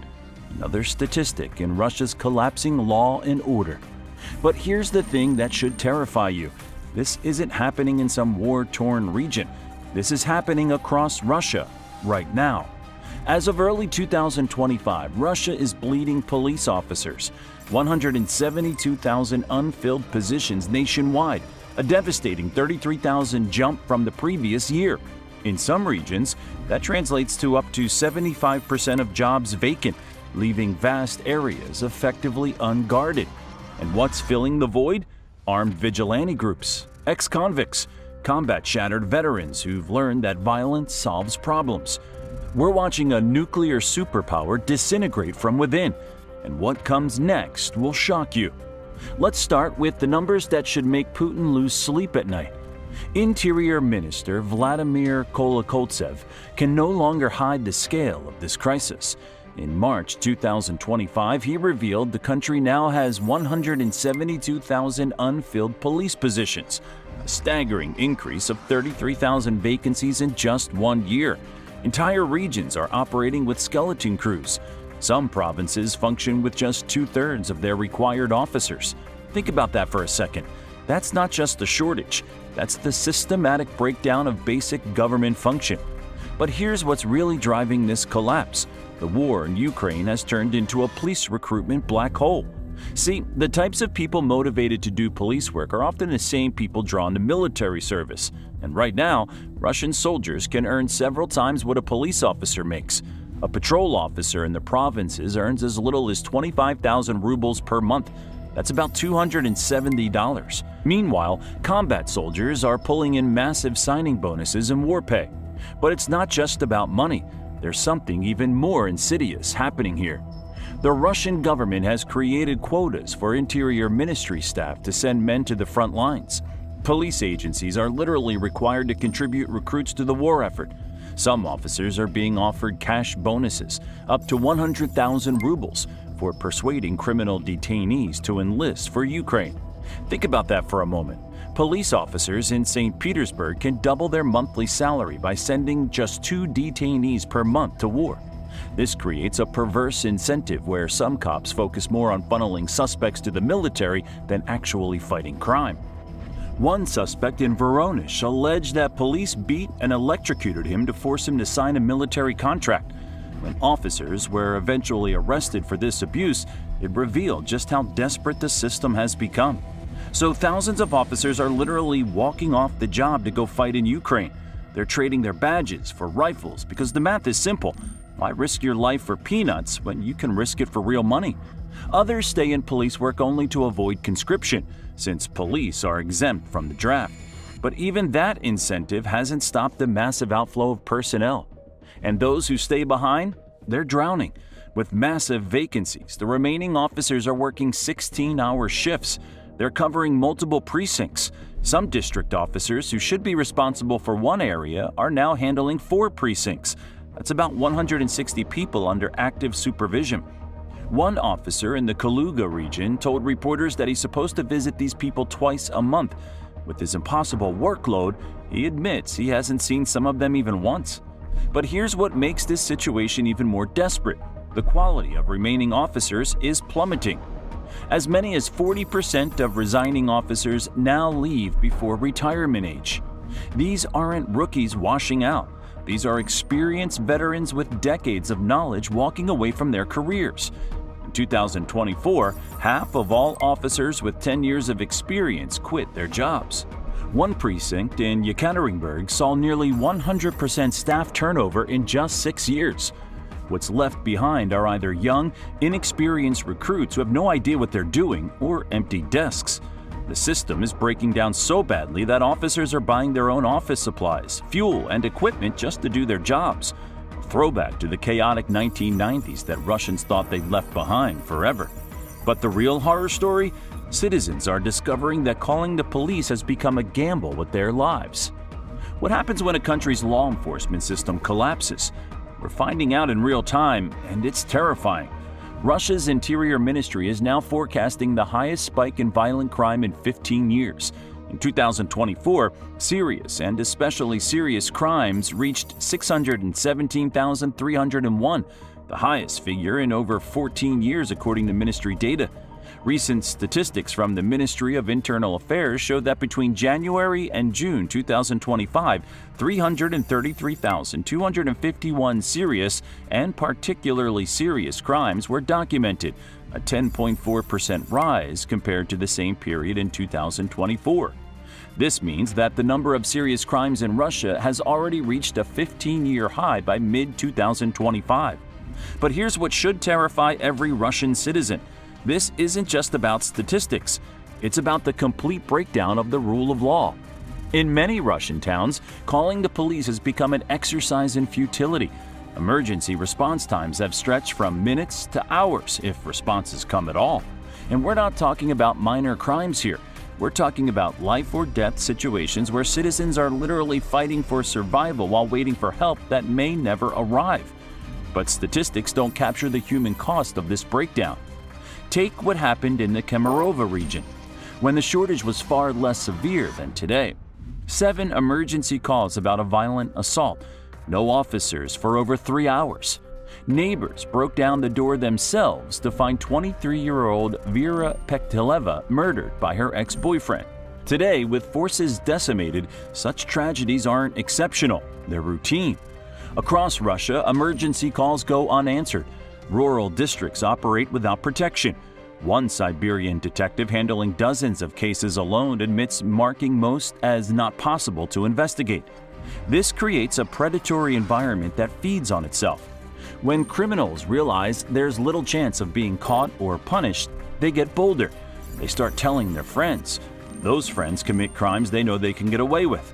They push the envelope, escalating from petty theft to violent crime, testing how far they can go before anyone stops them. But in today's Russia, that intervention increasingly never comes. Here's how bad it's gotten. In some regions, police forces are now refusing to open new criminal cases even after crimes are reported. Officers are so overwhelmed they're essentially triaging which crimes deserve attention and which ones to ignore completely. A BBC investigation found that in many areas, if you're the victim of robbery, burglary, or assault, police will essentially tell you to handle it yourself. They don't have the manpower to investigate, the resources to pursue leads, or the time to build cases. This has created entire neighborhoods where criminals operate with complete impunity.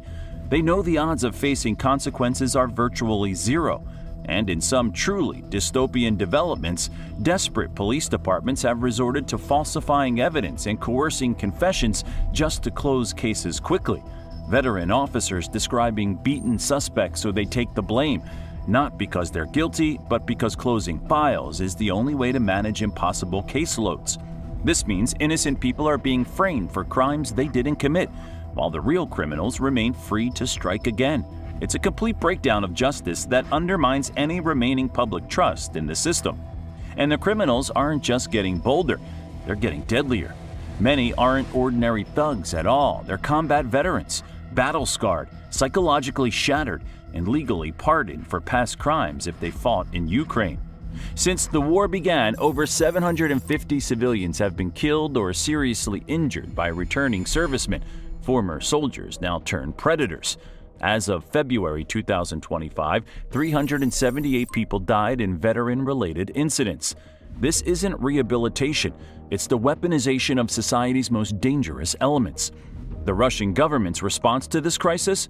They've essentially given up on traditional policing and handed the streets over to vigilantes.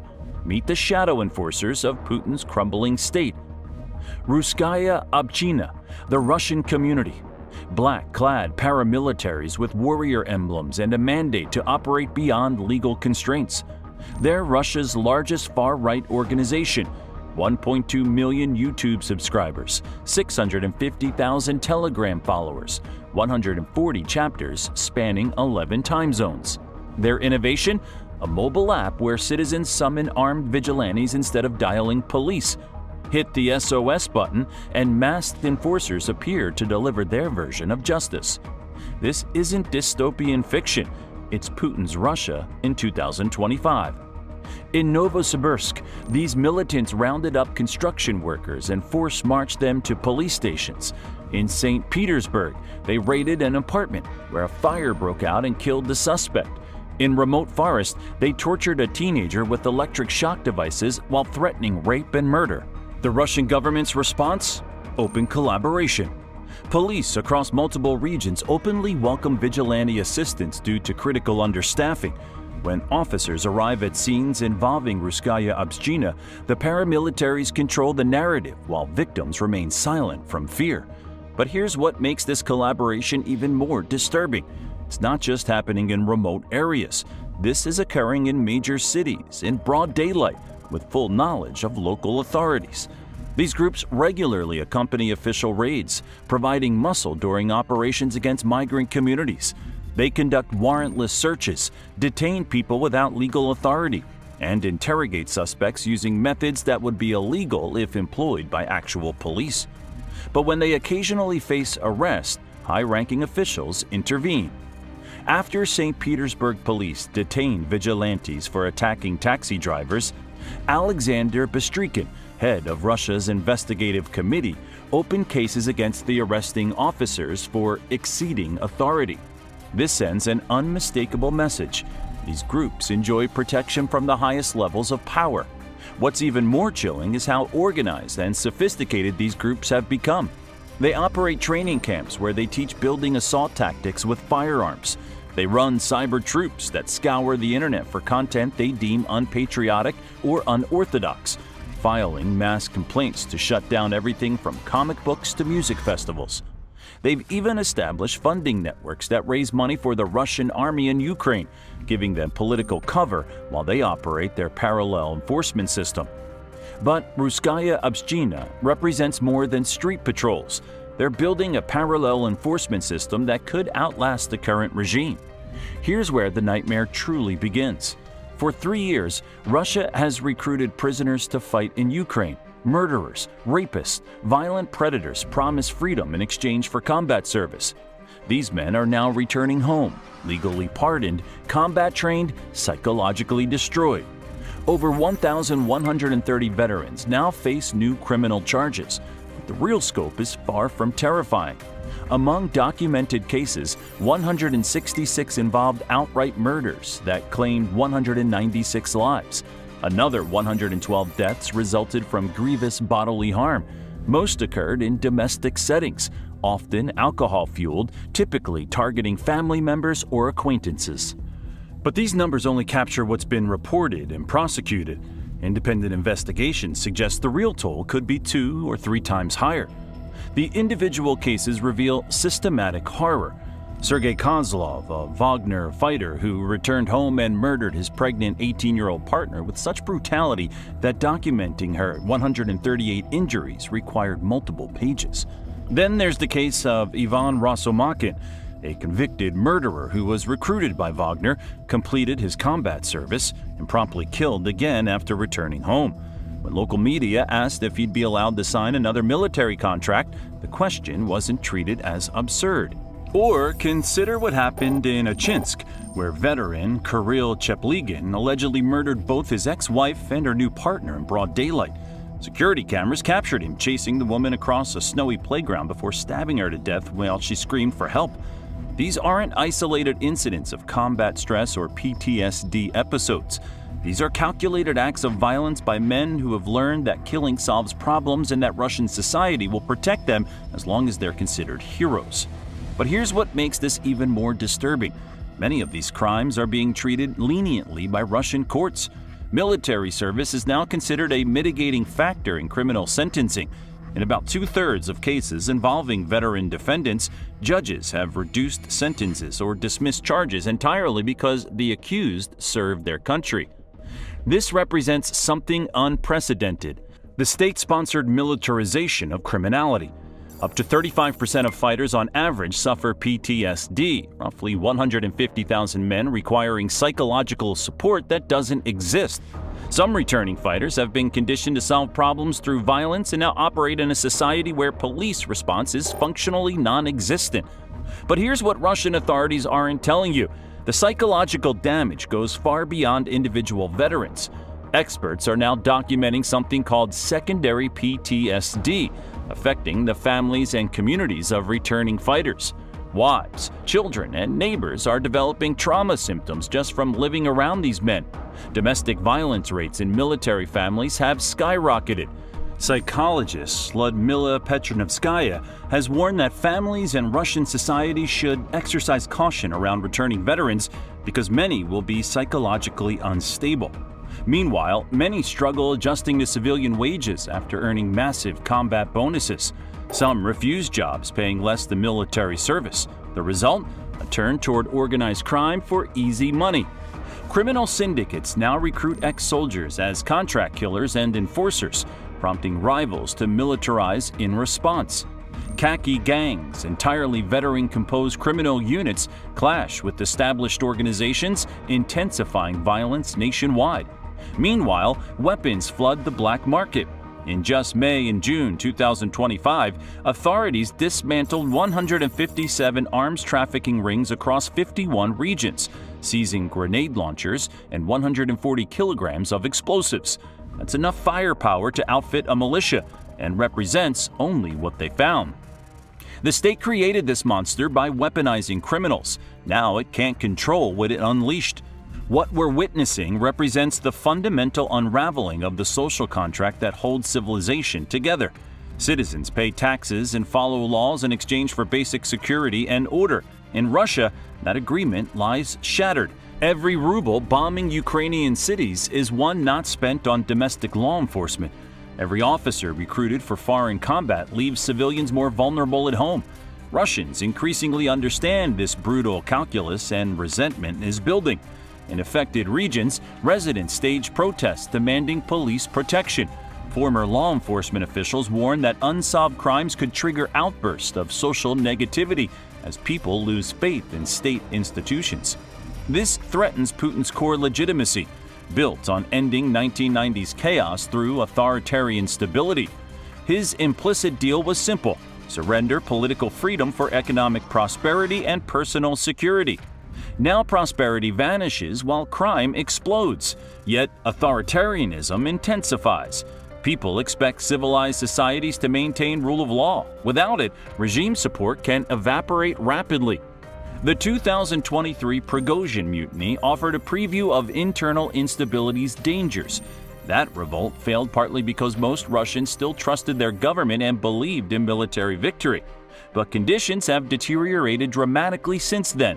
Police forces that remained loyal during Wagner's march may no longer exist in many regions.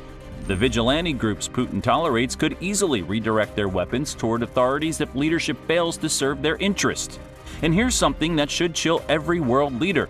Russia's regional governors are already quietly preparing for potential breakdown scenarios.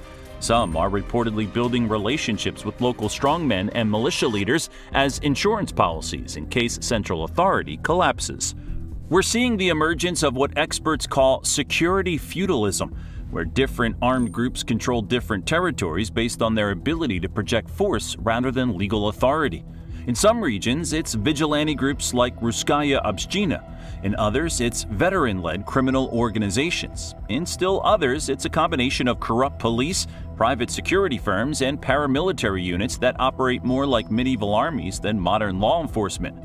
This mirrors how states collapse, not through sudden revolution, but gradual authority erosion until central control only extends to select territories while local strongmen dominate the rest. The trajectory toward total breakdown is accelerating beyond anyone's control.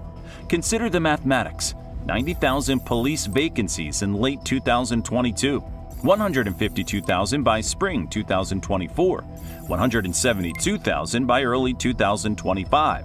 That's not gradual decline, that's systemic collapse. The forces driving this disintegration show no signs of abating. The Ukrainian war continues indefinitely. Officers keep leaving for higher military pay. Battle-scarred veterans return in growing numbers to a society unprepared for their reintegration. But the scale of this crisis dwarfs any historical precedent Russia has faced. After Afghanistan's withdrawal, crime spiked and veterans struggled, but the numbers remained manageable. The Ukrainian conflict involves vastly more people. Hundreds of thousands trained in violence, many with serious criminal backgrounds, returning to territories where effective law enforcement no longer exists. Unlike Afghan veterans, these men include tens of thousands of former convicts with extensive criminal experience. They've endured extreme violence for extended periods and now re-enter communities where police response has become essentially theoretical. Historical parallels offer sobering warnings. Post-World War II Soviet crime rates significantly increased from 1944 to 1946, prompting Stalin to massively expand his repressive apparatus. But Stalin commanded millions of loyal security personnel. Putin watches his forces drain away to foreign battlefields while armed groups and criminal syndicates fill the vacuum.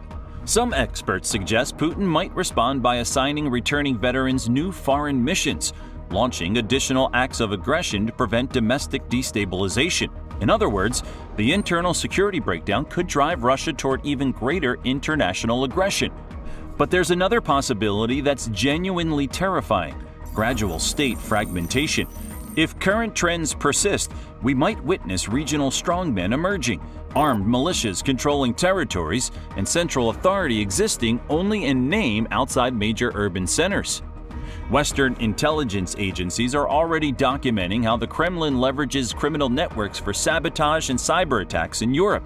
Battle-hardened ex-convicts are becoming key assets in hybrid warfare against NATO countries. If Russia fragments internally while maintaining these criminal intelligence networks abroad, we could see something unprecedented: a nuclear-armed failed state that projects instability globally through organized crime and terrorism. Imagine regions of Russia controlled by veteran warlords who finance themselves through drug trafficking, arms dealing, and contract killing, while still having access to Soviet-era weapons stockpiles and potentially even tactical nuclear materials. This isn't science fiction. Intelligence analysts are already mapping scenarios where Russian organized crime groups, empowered by state collapse, become transnational security threats that dwarf anything we've seen from traditional terrorist organizations. But there's another possibility that's genuinely terrifying: gradual state fragmentation. If current trends persist, we might witness regional strongmen emerging, armed militias controlling territories, and central authority existing only in name outside major urban centers. Consider the implications for global security. A nuclear-armed nation with thousands of tactical weapons scattered across territories experiencing localized governmental breakdown. If Russia fails to implement massive rehabilitation and weapons control programs, and everything suggests they won't, they could face an internal security crisis worse than anything that followed Chechnya or Afghanistan. The country is conducting a vast, uncontrolled experiment in what happens when you weaponize criminals, destroy your police force, and let vigilantes run wild.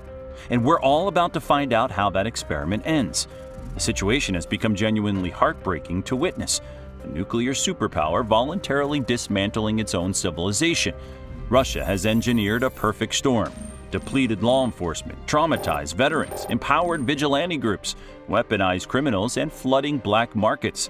Each element amplifies the others in an accelerating spiral beyond institutional control.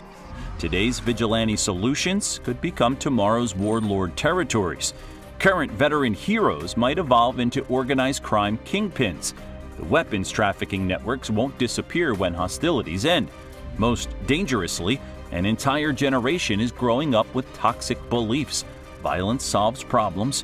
Laws don't apply equally. Power, not justice, defines who wins. A generation raised to believe that might trump right. The same generation that might ignore a woman screaming through a door at 4:55 a.m. because they've learned that nobody's coming to help anyway. This is how civilizations unravel. Not through foreign conquest, but internal decay reaching critical mass. Russia may have already crossed that threshold. The data speaks definitively, the trends accelerate relentlessly, and the government prioritizes external warfare over internal stability. What unfolds next will determine whether Russia remains a functioning state or transforms into something entirely different, a nuclear-armed collection of territories governed by whoever commands the most firepower. For the sake of both Russian citizens and global security, one hopes Moscow finally hears these alarm bells. But if current patterns persist, we might witness the real-time disintegration of one of history's major powers. And that breakdown won't remain confined with Russian borders. Can Russia pull back from the brink, or is this descent irreversible? Drop your thoughts in the comments and hit subscribe for breakdowns that go beyond the headlines. Because what happens in Russia won't stay there, and the world needs to be ready.